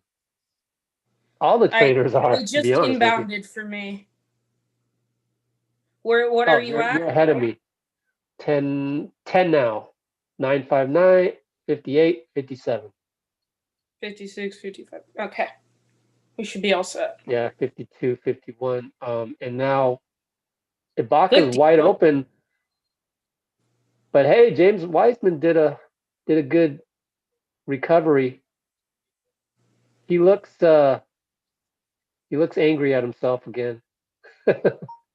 He said, I get very, very angry when I make mistakes. Wiseman said that? Yeah. That should be a jump ball. Oh. Wiseman rebounds and just literally dunks standing up. Yeah, that was like it was like he barely had to jump. I'll bet you I don't want to say that was like Wilt Chamberlain. I've never seen Wilt Chamberlain play, but it's kind of like I bet you Wilt Chamberlain did that kind of stuff back in his day where he's just doink. Yeah, I mean he like barely had to like get up. Timeout, Ty Lue. I really need to. What's your favorite highlight? From today? That was positive, yeah. Like I don't want to put on TikTok Curry yelling at Oubre for taking his corner spot. I mean, the one of the Clippers guarding him with 3 guys is pretty. Oh, cool. Oh, were you able to thread that by any chance? I think I went back and threaded it. Oh, great. Thank you. So I'll be able to find that easily on this. Anything else? Because I need something to last. That one, and I mean, the sidestep splash. The one with the pump fake and the sidestep. Wiggins, I mean, Steph has 4. I think I have all 4 of Steph's 3s. So you could really take any of them. I think I have 3 at least of them. All right. Let me check. Now that Wiseman just went up. I spent. Oh, nice. Okay, let's do that. Oh boy.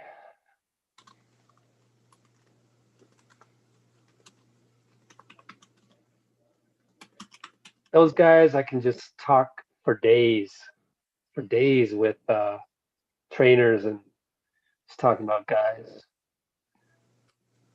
fun. It's a lot of fun. Yeah, he was a cool guy.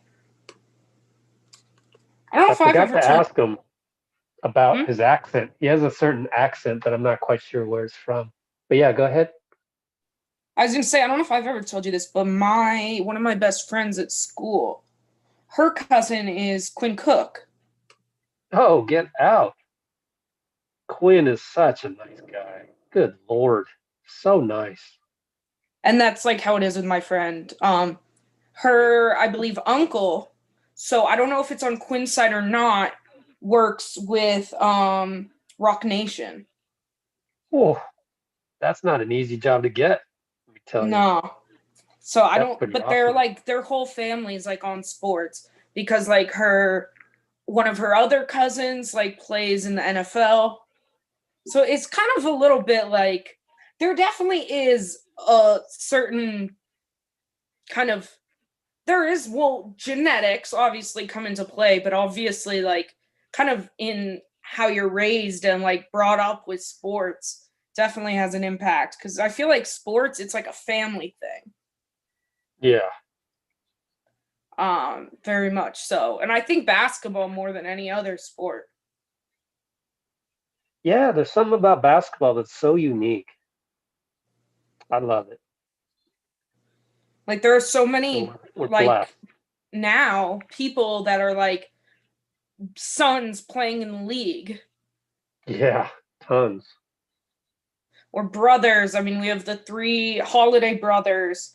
Obviously now Lonzo's 2, they're the 2 Ball brothers, and the third was in there for like a day.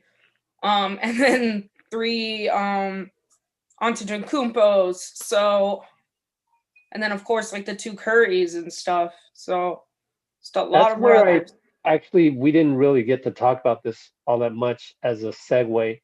But I feel like that's why there's fewer Draymonds out there that are, the bombastic type, and because you got kind of all in the family, Steph Curry, Seth Curry, all pretty, calm type people. Nice by Wiggins, drives inside and gets the Lefty layup. scoop. But Down to that's, 16. I don't know, that's just probably a gross generalization by me. But Yeah, I mean, I feel like there's tons more calm types than there are the.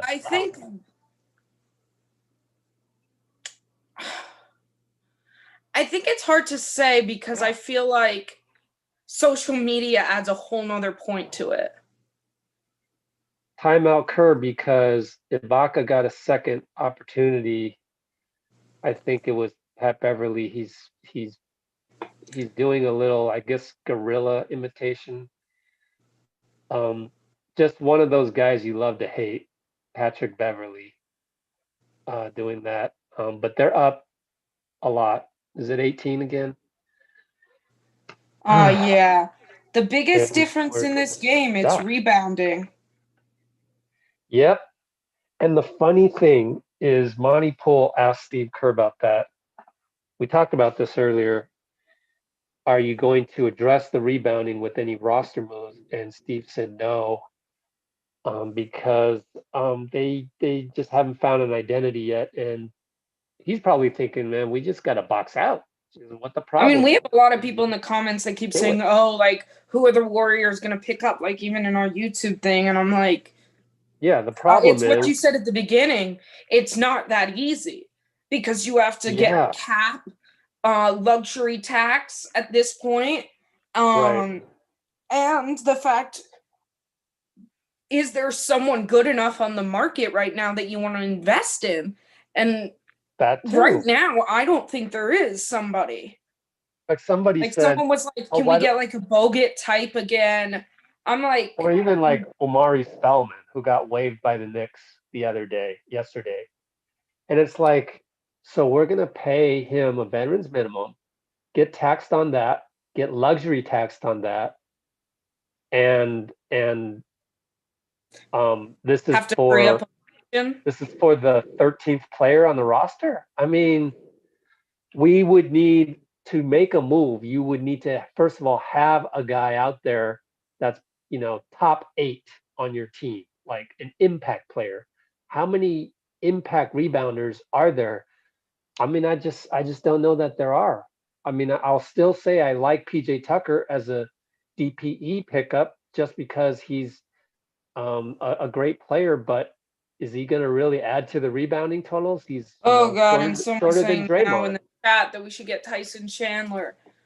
Oh, yeah, it's so much more complicated than saying, "Oh, we should get Tyson Chandler." Yeah, you don't just go get Tyson Chandler. You have to create a spot for him first. So what do? Cut somebody. You could waive Smiley, or you could try to trade him. Would be the best thing. But who's gonna want to trade trade for Smiley. No one's going to trade for Smiley, unless they owe us a favor. And again, you're talking about Tyson Chandler, who would. I mean, look, your choices are go out and get Tyson Chandler, or tomorrow in practice, you guys box the hell out. Focus on rebounding. Crash and the like someone's board. like, can we get like a more like Bogut type that's more defensive and rebounding? And it's like, well, that's what we're working on getting Wiseman to be. Yeah, what are you going to have Bogut and Wiseman out there at the same time? I mean, we're at what, 8 games into the season? Or Bogut out there. I know we're 8 games into it. Like, give it 20, 25 games. Or Bogut replaces Wiseman, so it's no Pascal again. You know, you can't have it all your way, guys. Like, you're going to get rid of the small ball 5 then. So, anyways, Oubre turnover, which he's going to get hammered on on Twitter. No doubt about that. Of course. It's just we're in our 8th game and we're playing a finals contending team. So I know we keep saying that, but it's the truth. But and it's true. We need to give this team 20 games. Then let's pour the, peanuts on them. And I mean, really, when you think about it, it's really only been 6 because Draymond was out. Draymond, who just turned it over, lost the ball. Just lost the ball. Still down 18. I mean, it's not a blowout quite yet. I mean, it's close to. And if Kawhi had made that, it would have been demoralizing, but he didn't. So let's get Steph the ball and let's get going. Steph from 3 gets a foul. Oh, come on, Pat Bev. He's arguing for the arm. And he helps pick him up at least.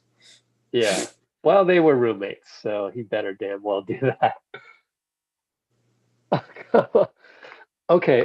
It's annoying that Pat Bev is doing that, but if he was on your team, you would like that because then he's politicking with the refs, and let's just hope the ref does not fall for that crap and gives the 2-time MVP some 2-time MVP calls, please.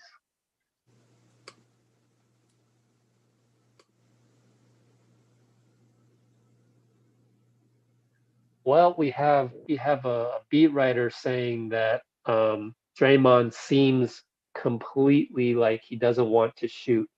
Well, I mean, I'm not here to say one way or another, but I like to give the benefit of the doubt. And the benefit of the doubt that I'm giving there is that Draymond wants to involve his other teammates, sort of like what Steph did in the first couple games.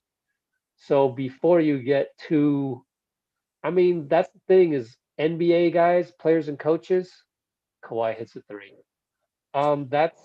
They're looking at the marathon. So whereas fans aren't thinking of it as a marathon. Come on, Steph. Yes, needed that one so bad. Step back on Ibaka. That was pretty cool. Down 15.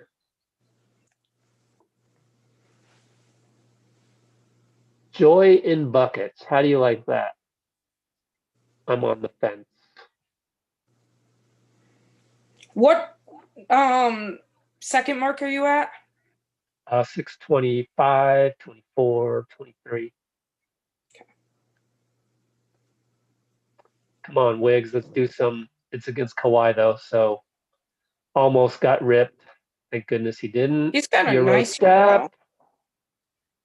Gets to the line, and now I can do a highlight. TikTok.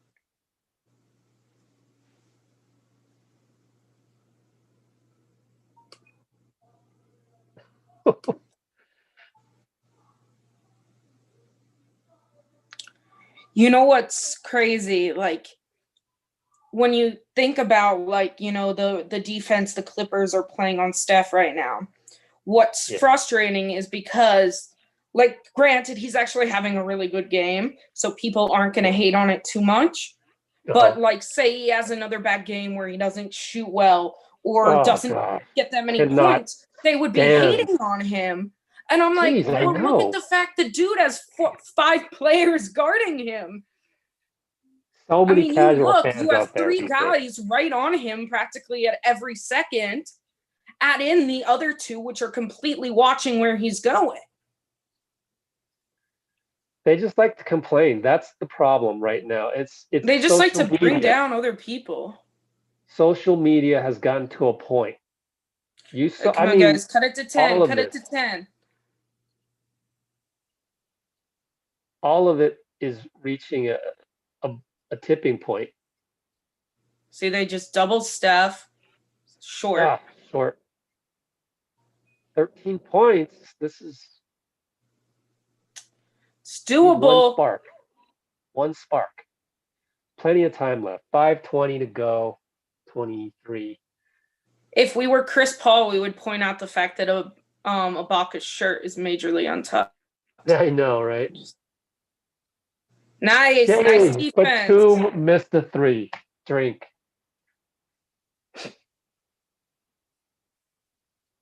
Wow, Batum's like playing well. I'm like shocked.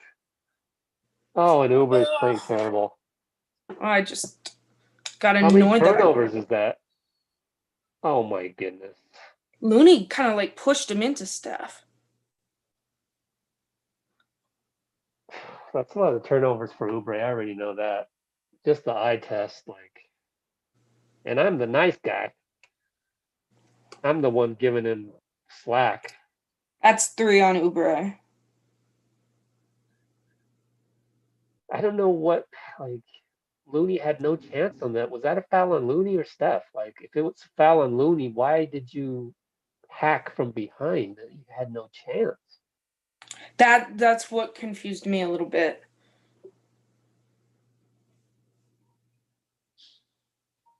Maybe he just thought he could stop the play somehow.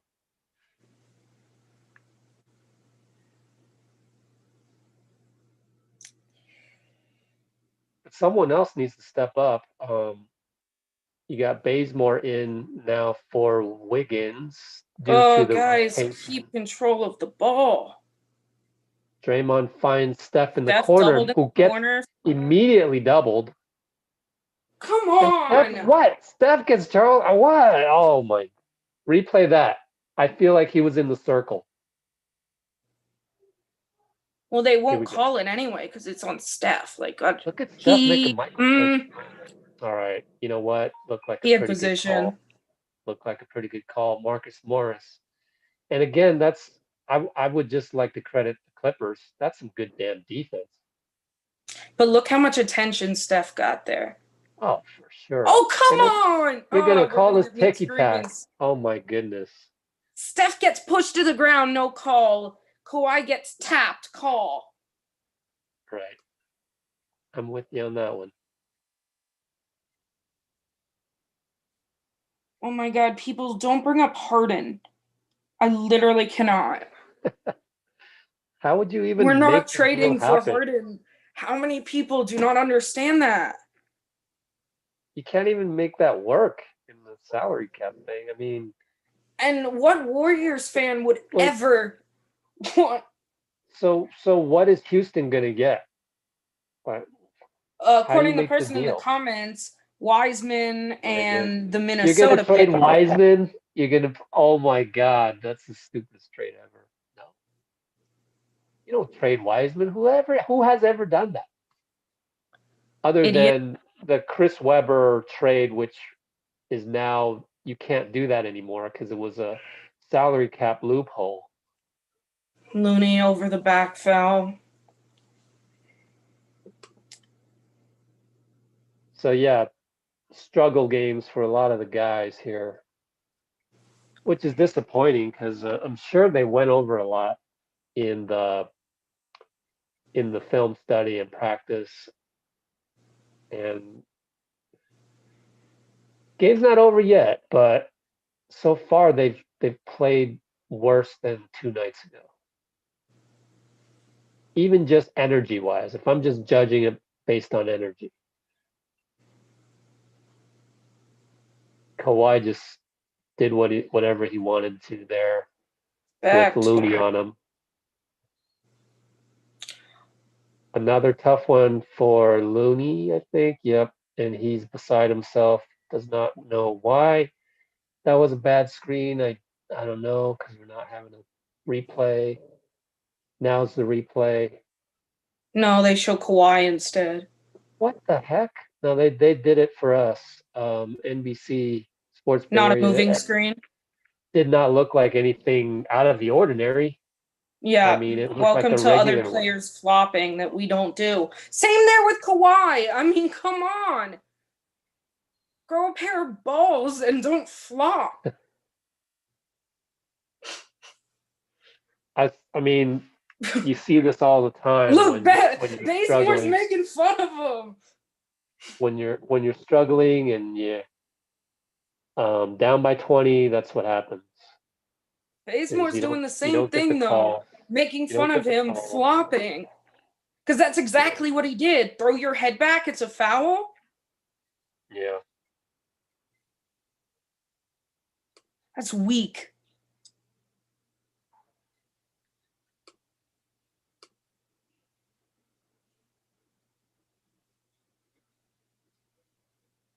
I was.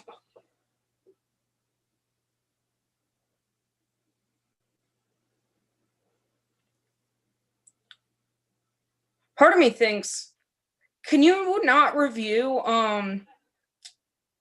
nice Yep. Steph? Keeping us in the game, Great. down 19 after the 3, so the Can you deficit. challenge was a moving showing. screen? I think so. Because to me, that would have been one where I would have said, hey, maybe that's something worth challenging. Nice. Oh, there we go. And one. Mulder finishes and 1. Exactly Great steal what by we needed. Steph. Great outlet by Pascal. Knows get it to Steph. Mulder runs the break and 1. But I was gonna say that screen is somewhere where I might have like challenged because it's like wiped away a 3-point play, like a Steph 3. But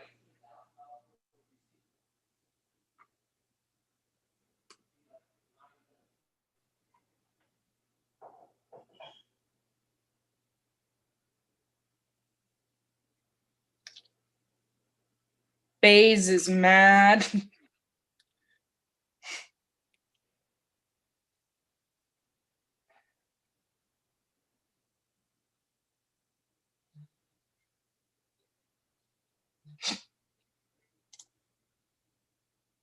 Can't. Okay, Kerr's challenging this one.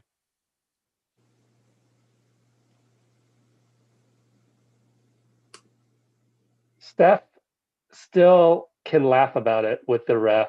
You know, you or I would just be so livid at this point. I'm not criticizing Steph. I'm actually praising him for the ability to find the Yeah, good joy on in him. everything. I don't have that. No, me neither. I would have been out of this game.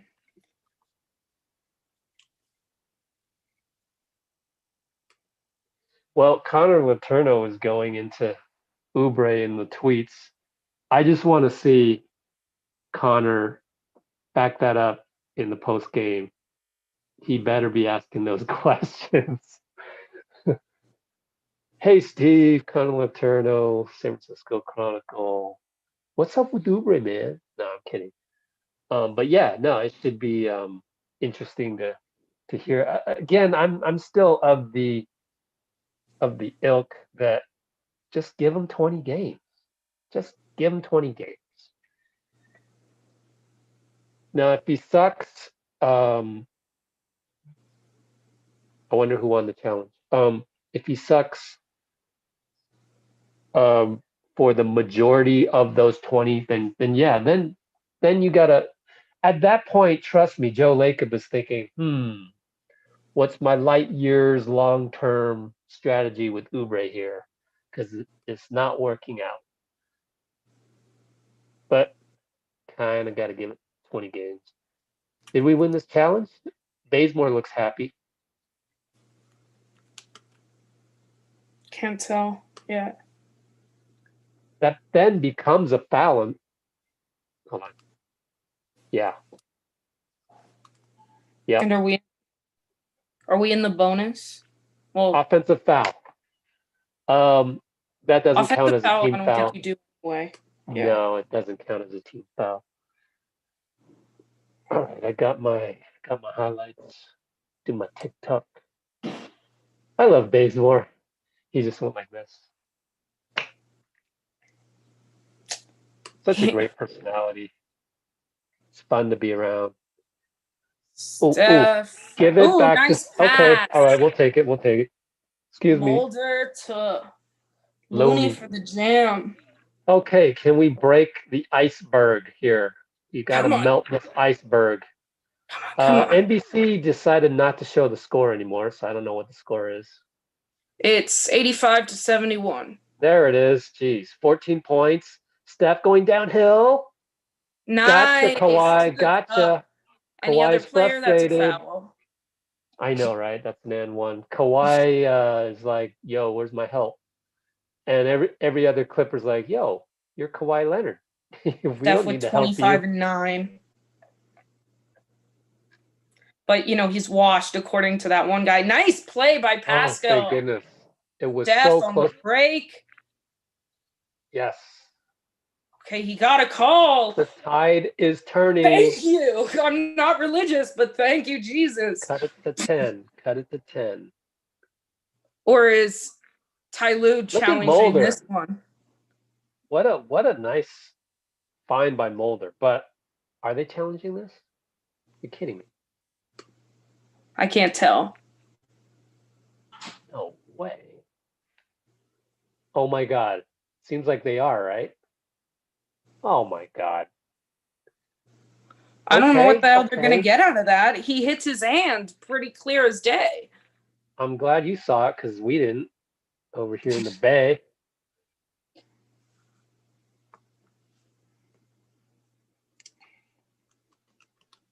Oh, I'm trying to get Mikey, Chinese Mike Chan. Steph up to 6 threes for anyone wondering. He's also, I believe, leading the league now in threes. That's fantastic.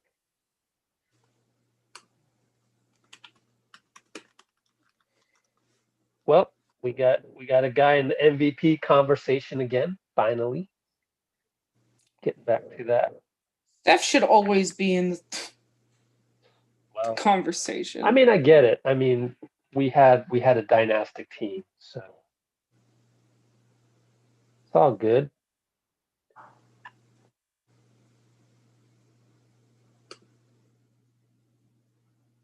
As I do these highlights. Oh my God, they're gonna win the challenge? Because Fitz is saying something. How would they win the challenge? No. Steph just lost the ball. To me, it looks like it hit his. Oh no, Kennard. Kennard hit the ball. No, he hit the ball. Okay, so that's not a foul. Definitely not a foul. But it's not their ball either. I don't know. I don't understand the rule at this point. Like, I think they do a jump because should be a jump. It should be a jump because the ball is out of control at that point. Yeah. And I think we want the jump because I think you can pick any two guys, and at that point I would just insert Wiseman just for this play. Is he going to do that? I don't know. And I don't know if it's even legal to insert Wiseman at this point because you're talking about, okay, these guys were on the floor at this time. It wasn't a foul, and so you can only have those 10 players on the floor. So I don't know what the rule is, but if I could insert Wiseman here just to win the tip, I would. It's that important of a possession. But I have a feeling that you can't. You have to have. No, they got Looney jumping it up. Yeah. And Zubox. Come on. It's 3. Yeah, Fitz is talking about that right now. Otherwise, you'd sub in Wiseman. So they can't. They have to keep the same. It's like a jump ball of No, actually, sorry, just never mind that. Nice, Oh, right. Bazemore. Steals it. But freaking Lou Williams. That's fine. We got Steph with the ball. He finds Mulder. Oh, Ah, man.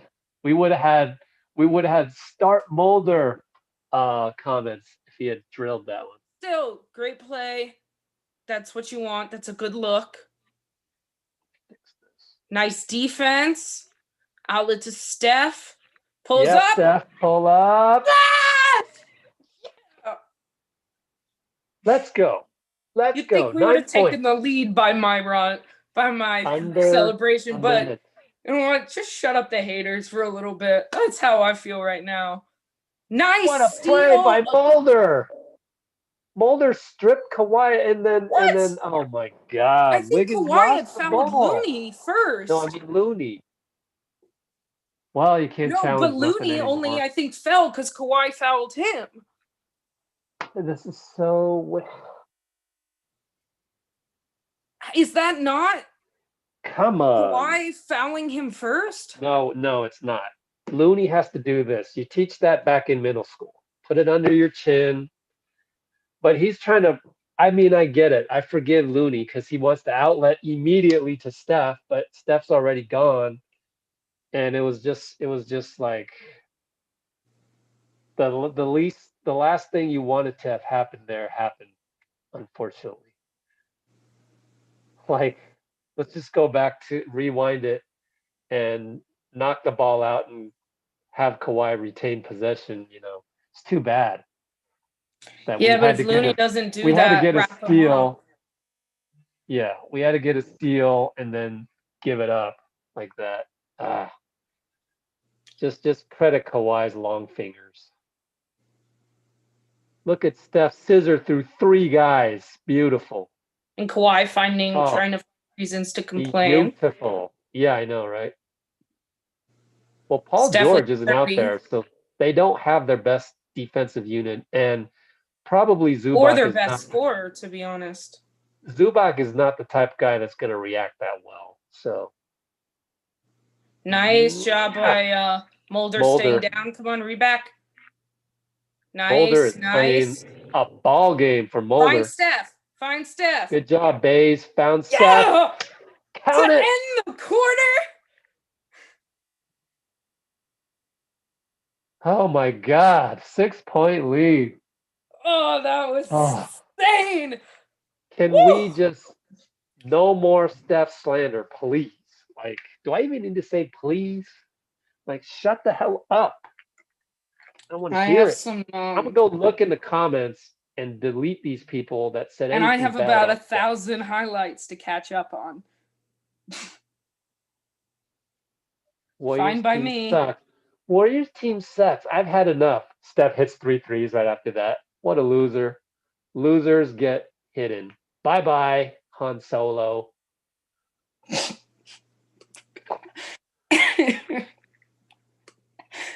What a loser, man. What a loser to go on in the comments, say something about Steph, and then he hits 3 threes in your face.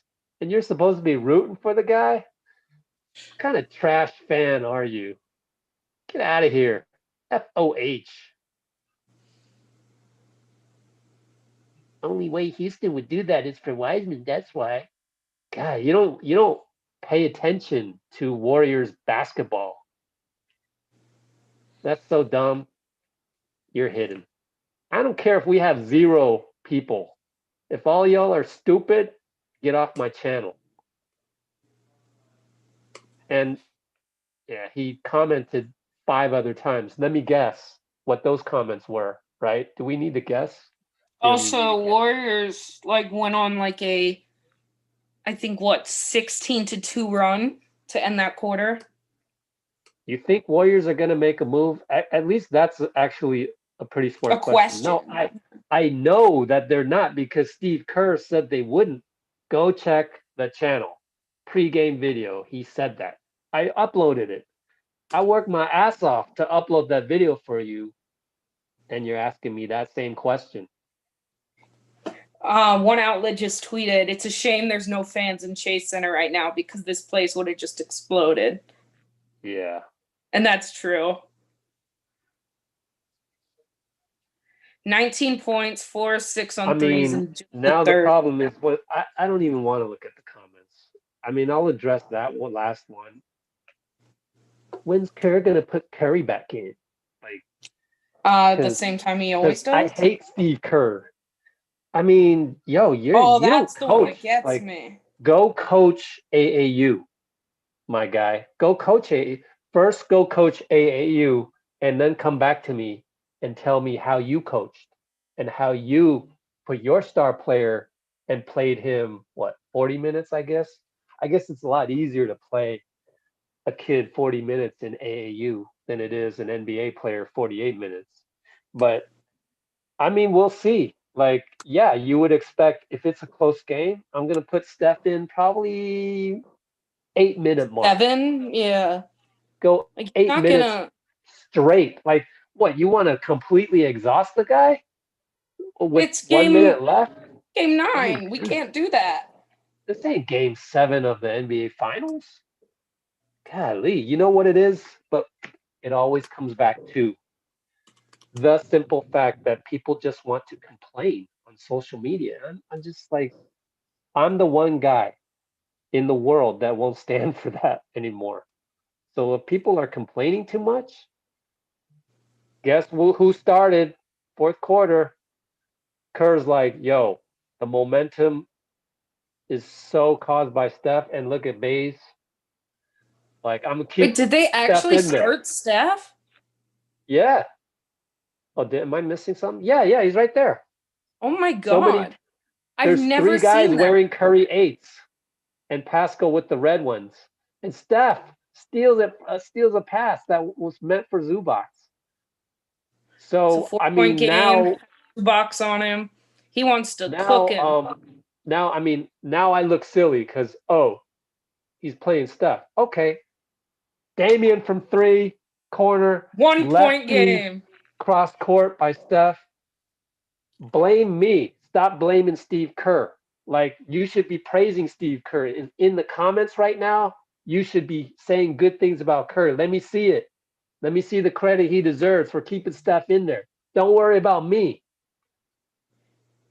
Look at Baze drives in and draws the foul. It must be the shoes.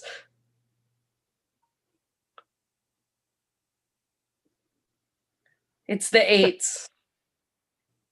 Gotta be the 8s. Most of them have on the same, actually, the Chinese New Year. Pascal is on different shoes. Pascal wears Nike. Yeah, he's Nike. Why? Did someone say that in the comments? No. Gotta know that. And Mulder has on Nike, too. But yeah, the other 3 all have on the Chinese New Year Currys. They're comfy. I have an 8. All right. Baze ties it up with 10:49 to go. After being down, 21? Yeah, it was 22 at one point. I remember that. Painfully. Tie ball game, but somebody hit a jumper. Was it Morris? Was it Kennard? Oh, okay. I mean, either guy, solid. Look at nice Pascal. EP muscles it in. Oh my goodness. Hey, the second team with Steph is pretty good, isn't it? Oh, well, Steph is now sitting. Sorry about that. He came in when Baze shot those free throws. So now it's Wanamaker. Come on, EP. Okay, EP. Oh, cash it. Cash it. Here we go. Here we go. Getting the nod from Draymond. We are up. We are leading. We are leading the Clippers. Oh, my goodness. Wait, but I thought Steph Curry was washed. Oh, man. Runner. Is that Lou Will? Couldn't tell. Yeah. Probably, if it was a runner. Oh, look at Pascal. Oh, couldn't finish. He's asking for He's the foul mad on he didn't get Zubac. that call. Yeah, could have been. Could be I haven't seen you play enough type non-call. No. No. Grab that. Rebound. Go, Brad. Keep it moving. You need to tire out Zubats. Look at Pascal. Oh my God! Look at that! Look at Look that at Draymond. move! He's doing what I'm doing. Look at He's that got the move! muscles up. Oh, the hezzy! A center has a hezzy. Oh, Pascal is playing unbelievable. I mean, actually, he's playing believable. It's very believable. After what he did last time, Oh, keep it going. Keep it going. is Pascal tired? Look at him. I don't even see him in my screen anymore. Give that man some oxygen. He deserves. Look at this replay. Oh, look at that burst! What a burst! He does exactly. Look at Zubac. Goes into the body. Zubac. Look Oh at my Draymond God. on the bench. You see Zubac? You see Zubac though? He's exhausted. He's like, oh. Well, he got I need to cooked by rest. Steph. And now he's getting Pascal. cooked by Pascal. Totally. Pascal had to come out because I didn't even see him in the screen. Draymond is in for Pascal. Draymond joins. Up by 3. Hit that, babe. Come on, baby. Oh! Flush! It's got to be the shoes. Got to be the shoes. Look at Steph doing the Bazemoring. Warrior basketball is back. Don't let go of the rope. A lot of you guys let go of the rope when we got down 22. 34-6 run according to Fitz. Oh, man. This is so fun. So fun. This is Warrior basketball, man. Oh, shit. Sorry, Mikey. I left Mike in the meeting room. Oh, is he back? Or someone new? Who's in the waiting room? Like on Zoom? Yeah. But then I go there and he's not there.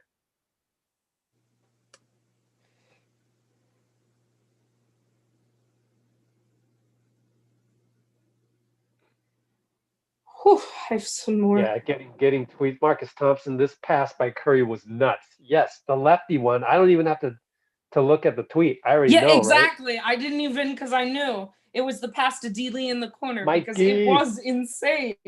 Mikey Chan, Chinese Mike. Let's go! Here, right here. Hey, little Mikey Chan. Say what's up. What's his name? What's his name? Caden. Like he said, another one right here. Dang. Say what's up. Say hi. Say hi. Hello. What's going on? Little friends of Dub Nation. Man, look at that run, man. That I know. I'm over here excited. I'm over here excited too, man. I was trying to connect. Golly. This is vintage Warriors basketball. Yeah. Mikey was like, "Hey, I'm in the waiting room." Oh, oops. I got too excited there. I didn't even look. Nah, it's all good. Man, this is vintage. Did you see how Steve they running five guards basically. They four and a big man, kind of like a small ball run. He left Steph in to start the 4th. Yeah. I mean, can Steve Kerr get some credit now? Yeah, right. I mean, all the hate that he gets now, can you compliment him for doing that? Like, he literally did what you would have done in a video game. Yeah. And as Shaq would say, Pascal just making everybody barbecue chicken. Oh, man. Pascal. He just putting everyone in the weight room. Putting everyone. Do you know Eric on a personal basis at all? Have you met him? Nah, not really. But he's humble though. He's humble. Can we say who you are? Can we say who? Yeah. Go ahead. Yeah, Mikey Chan here, Chinese Mike. He does something that is dear to Draymond's heart. Can any of you guess what that is? Well, I'll just give it away. Mikey Chan runs Draymond's fantasy football team or league. Yep, football team. He is the general manager of Draymond's fantasy football team.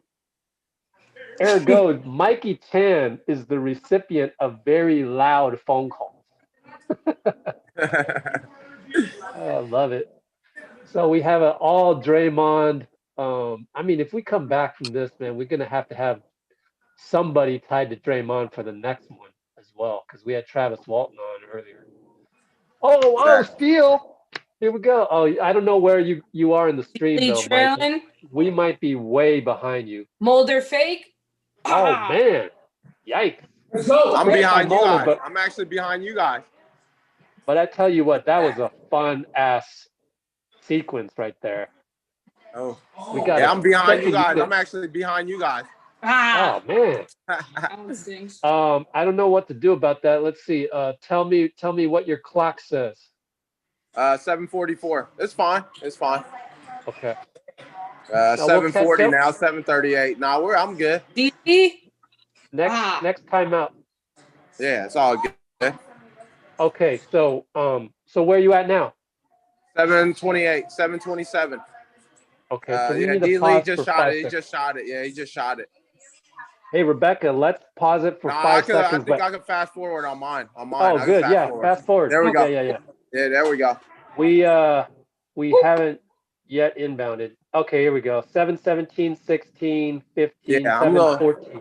You're all good. You guys good. I'll catch up. I'll catch up. Probably on the next break. Damn, Rebecca. That's the thing about the Clippers. Steph's at the scorers table. Yeah, they have their first string and their second team. Steve doesn't want to let this one get away. Yeah. Bays mid-range. Oh boy. Are we bringing back more guys too? Yeah, looks like Wiggins. Yep. Everybody's going all in with the chips, even Tyron. Next dead ball. Yeah, next dead ball. Yeah, nice Draymond. Draymond. What a steal, man. On PG. Love it. Nice. Oh, how did you get that Damien pass? Lee, but couldn't handle that. What a pass. Oh, be careful there, Damien. Oh, okay. Damien for 3, late shot clock, kind of had no choice. Yeah. That was a good steal by Dre. Yeah. Good closeout by Wanamaker. Oh boy, Wanamaker's on Ibaka and down low. Careful there. 5 He's seconds. doing a good job. Doing a great job on Ibaka. Nice. Kennard good defense. had to force one. I mean, Batum had to force one. Sheesh.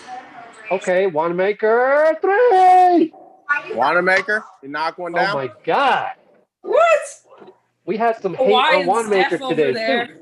Oh, Wanamaker, man, that's another one I was gonna tell you about. Rich, got some connection on that. I'm waiting to catch up with him. Nice. Yeah, just waiting for this COVID to finish up. My buddy that played in the league in Turkey. That was his good teammate. That was a good teammate. Wanamaker, don't foul. What a defense by Wanamaker on PG. And PG knows it. Violation. He knows he didn't get it off. He's not even complaining. But yeah, for those of you in Dub Nation, the few of you who are left watching us, but then again, afterwards, I don't know how, but we get a few thousand people to watch this thing eventually. I don't know how that works. But Mikey Chan is like, he knows guys. He just knows guys. He's part of the friends and family that you see at Chase Center. Exactly. I appreciate it. Yeah. Wiggins. Charge. Oh, man. Was that Paul George? Because they said Wanamaker's really humble. Just all about practicing. Like his mindset is just like Dre, like always about practicing. Always. Yeah. He took his first media call from the car in Philadelphia. That sounds like him. And he was just so, gracious. Kawhi doing Kawhi things. Got to be careful there. That just brings back a lot of bad memories from the Raptors finals. Like, okay, Raptors are in trouble. Give the ball to Kawhi. And that's what he did. Come on, Wiggs. We need this. Dre, would Nice you tap out? Wanamaker. Wanamaker! That's what he does. That's what he does, people. Did you not watch the bubble? That's what Brad does. He did that in the bubble, people. Bubble, yeah, he did it all in the bubble. I don't want to see all that hate out there. We had so many people saying, "Oh, Jeremy Lin should come ahead of Brad Wanamaker." Ah, freaking Batum. Yeah. Reload. Yes. Wanamaker. I mean, Batum isn't worth his salary, but he is certainly playing like a starter. Like he should be a starter in this league. Easy. He just Wanamaker's a great backup. Oh. Found Steph. Can't be mad by that. Thank you, Wiggs. Hey, nice cleaning up the mess. Here we go.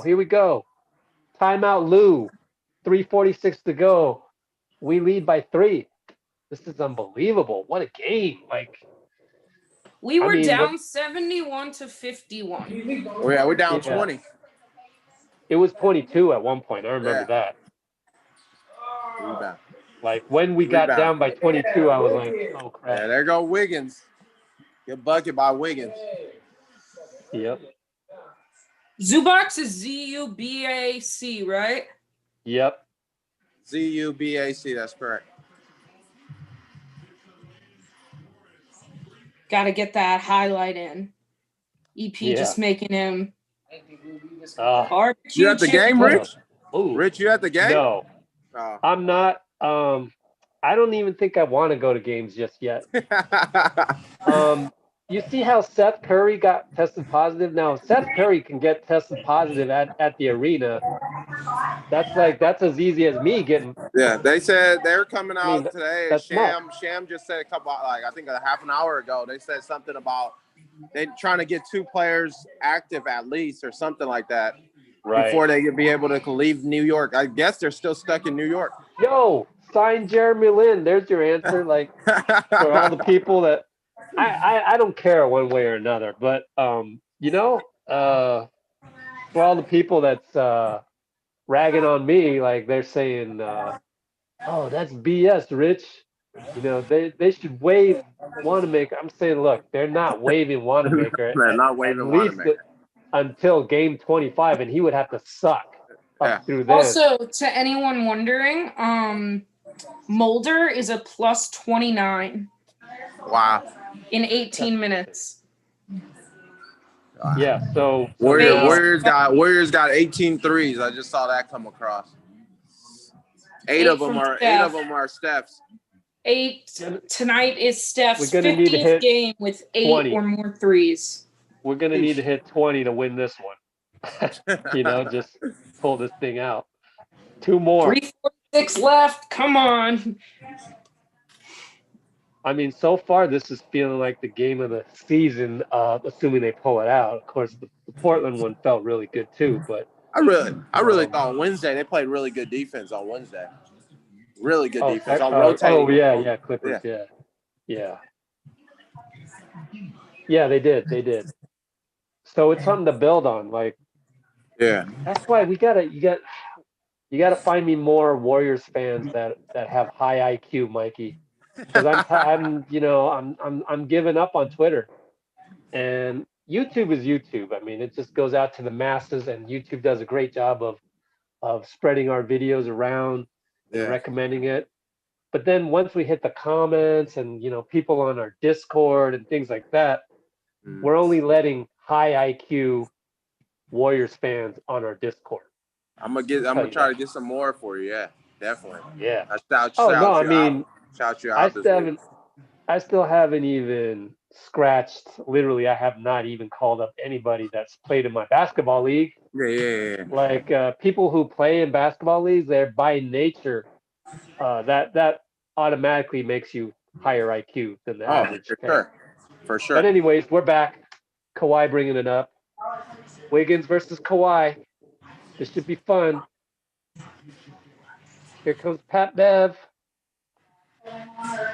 And he got nice help by Draymond. Yeah.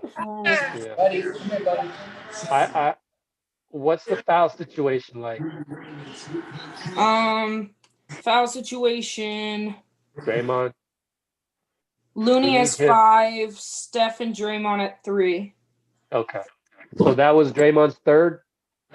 I believe so. Okay. Yeah. And who is in instead of Oubre? It is Damien Lee is in instead of Oubre. Oubre just had a bad game, so that's it. Unless we go to overtime. Man, I just feel like, he keeps shooting, but he got a little bit, just pump. You know how we played in the game. Couldn't make it, just drive. Pump, fake, and drive. But got to keep shooting, though. Yeah, I mean, he's an instinct player. Yeah. Steph on Ibaka. Oh. Wizardry, baby. Oh, my goodness. That was beautiful. Golly. Like, it's the most beautiful, unathletic plays. are the ones. So skilled. I mean, so like Steve Nash, Yeah. Oh, man. Beautiful. Ha. No good, Kawhi. Wiggins with the solid defense. Draymond with the rebound. 107-103, people who don't have streams. 238. Look at that inside out dribble that Draymond and Kawhi bites. Look at that. So people are ragging on Draymond for no offense. That's BS right there because it's always, man. They always ragging about. Everyone always just talk about offense. They don't talk about his defense. They don't look at his basketball IQ, his rotation on defense. That one was his offensive IQ because Kawhi. Kawhi guessed.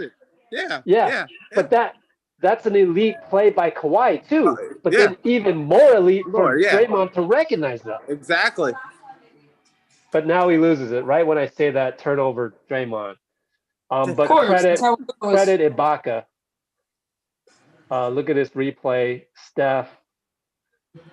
See you later, Pat. Inside out dribble. So beautiful.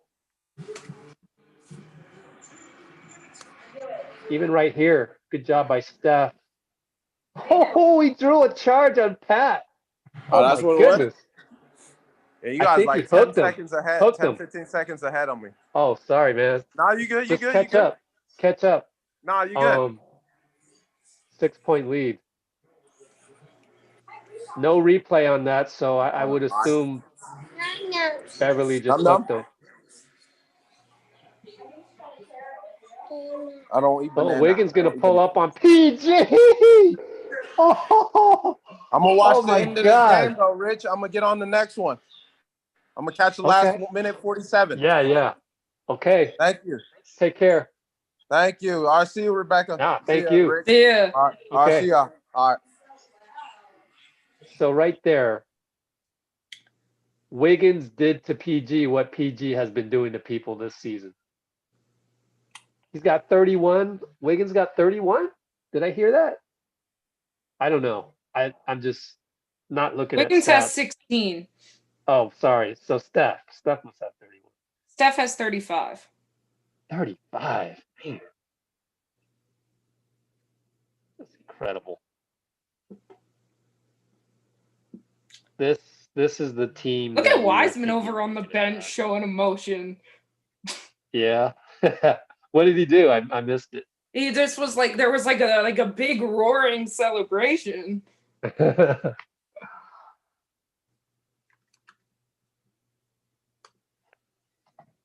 Man, this is so fun. I've learned on TweetDeck that like random people have highlights for other players. Yeah. Like, I'm not going to find the Wanamaker's threes from anyone else. At Warriors has. Oh, I see what you're saying. They have one, but it's a box. It's like that awful angle. Yeah, it's fine to do those. I mean, I could deal with them. But if you have the same I found one. them anyway. Okay, cool. Anyway, what was I going to say? I lost my train of thought. All right, we're back. 112-103. One of the Clippers bloggers has already given up. And then Kawhi loses it to Draymond. We got this. PG. We got this. So it was kind of cool to see the Clippers guy give up on his team. I mean, he's probably right, but 9-point lead. Steph, Ooh, step back. Steph, come on. Oh, 38 points. Oh, God. Steph. 9 threes. Don't foul. Just That's give him the point. bad man. Pat Beverly misses a layup. It's over. 56 seconds. We're up 12. Woo. Oh, my goodness. Andre Iguodala just tweeted. Andre Iguodala said, "Whoa." The double team and Steph again. Woo. Incredible.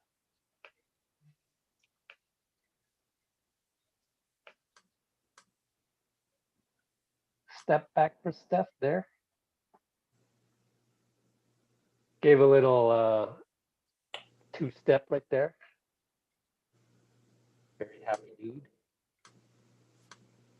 Gives me I gotta just. Wiggins foul. Okay. Fine.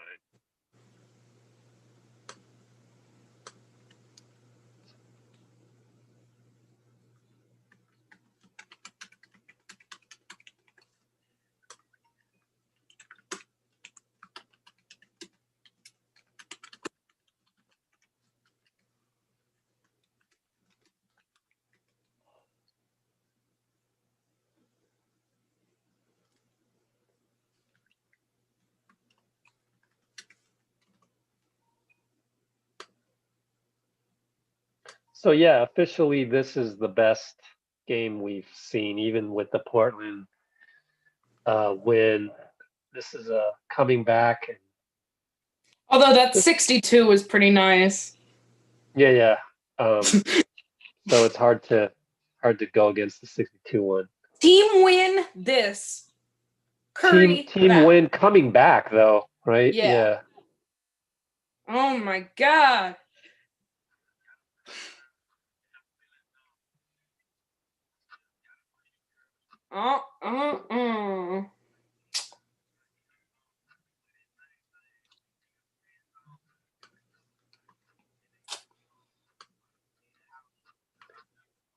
Gotta stop hating on them.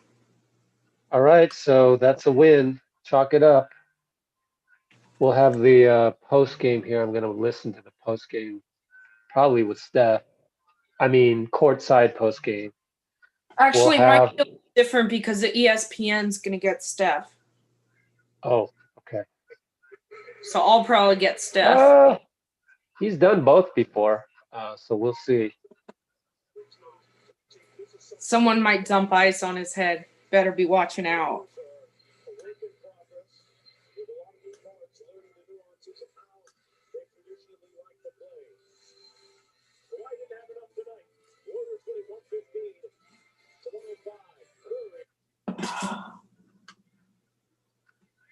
Okay, they got Pascal on for CBS.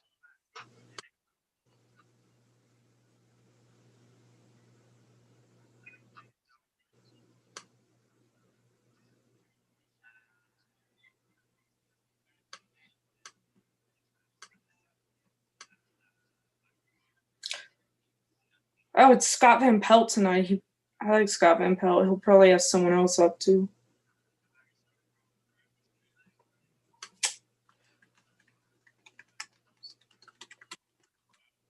Such an enjoyable win. What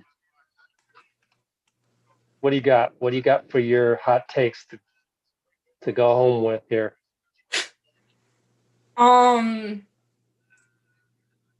That. I mean, I feel like none of it's going to be a hot take. Oh, yeah, that's fine. What do you got? I mean, the fact that I'm sick of people hating on Steph. There you go. That is the hot take. I guess another hot take. Eric Pascal will be in the running for Sixth Man of the Year. Yes. Yes, sir. He is definitely making waves throughout the NBA. with especially with this type of performance. He just played bully ball. Just using Zubac.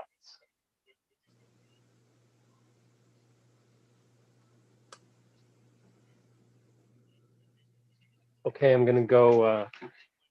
Any other comments? Because I'm gonna move my equipment so that we can tune into the post-game Zoom, and then I can report on it. Yeah, no, I'm trying to think if there's anything else. Great minutes from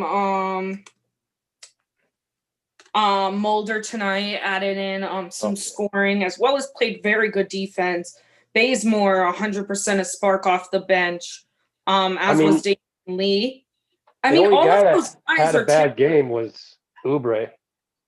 And I mean, even his defense when he did play wasn't awful. Yeah. Also, Wiseman was quiet, but I mean, see, you're never going to get all 14 guys to play well. Yeah. But not that Wiseman had a bad game. It was just, I mean, yeah. So Mulder was great off the bench.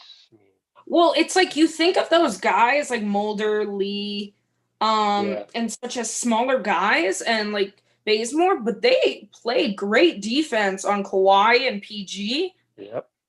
Who are bigger guys than them. Yeah. So just really happy with the second unit. It's like you're getting more and more confidence in them. And it's just building and building.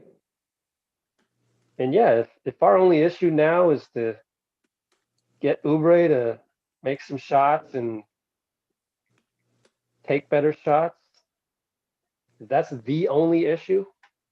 We seem to have started to box out. We talked about that earlier in this game. We were even complaining about that. And now yeah, I want to see what wound up being the box score. What's my box score? Let's see, final 37. And that's what it is. I had started to say we were down, had 10 less rebounds than them when I guess at halftime. Yeah. We wound up with one more rebound than them. That's insane. So we would love to hear in the post game, what did Steve Kerr say to the team to get them to rebound better? So we're going to hear that. Yeah. I have no worries about that. That's a great thing. Shot 20 of 41 from 3. Steph was 9 of 14. 13 of 14 overall of 24 overall.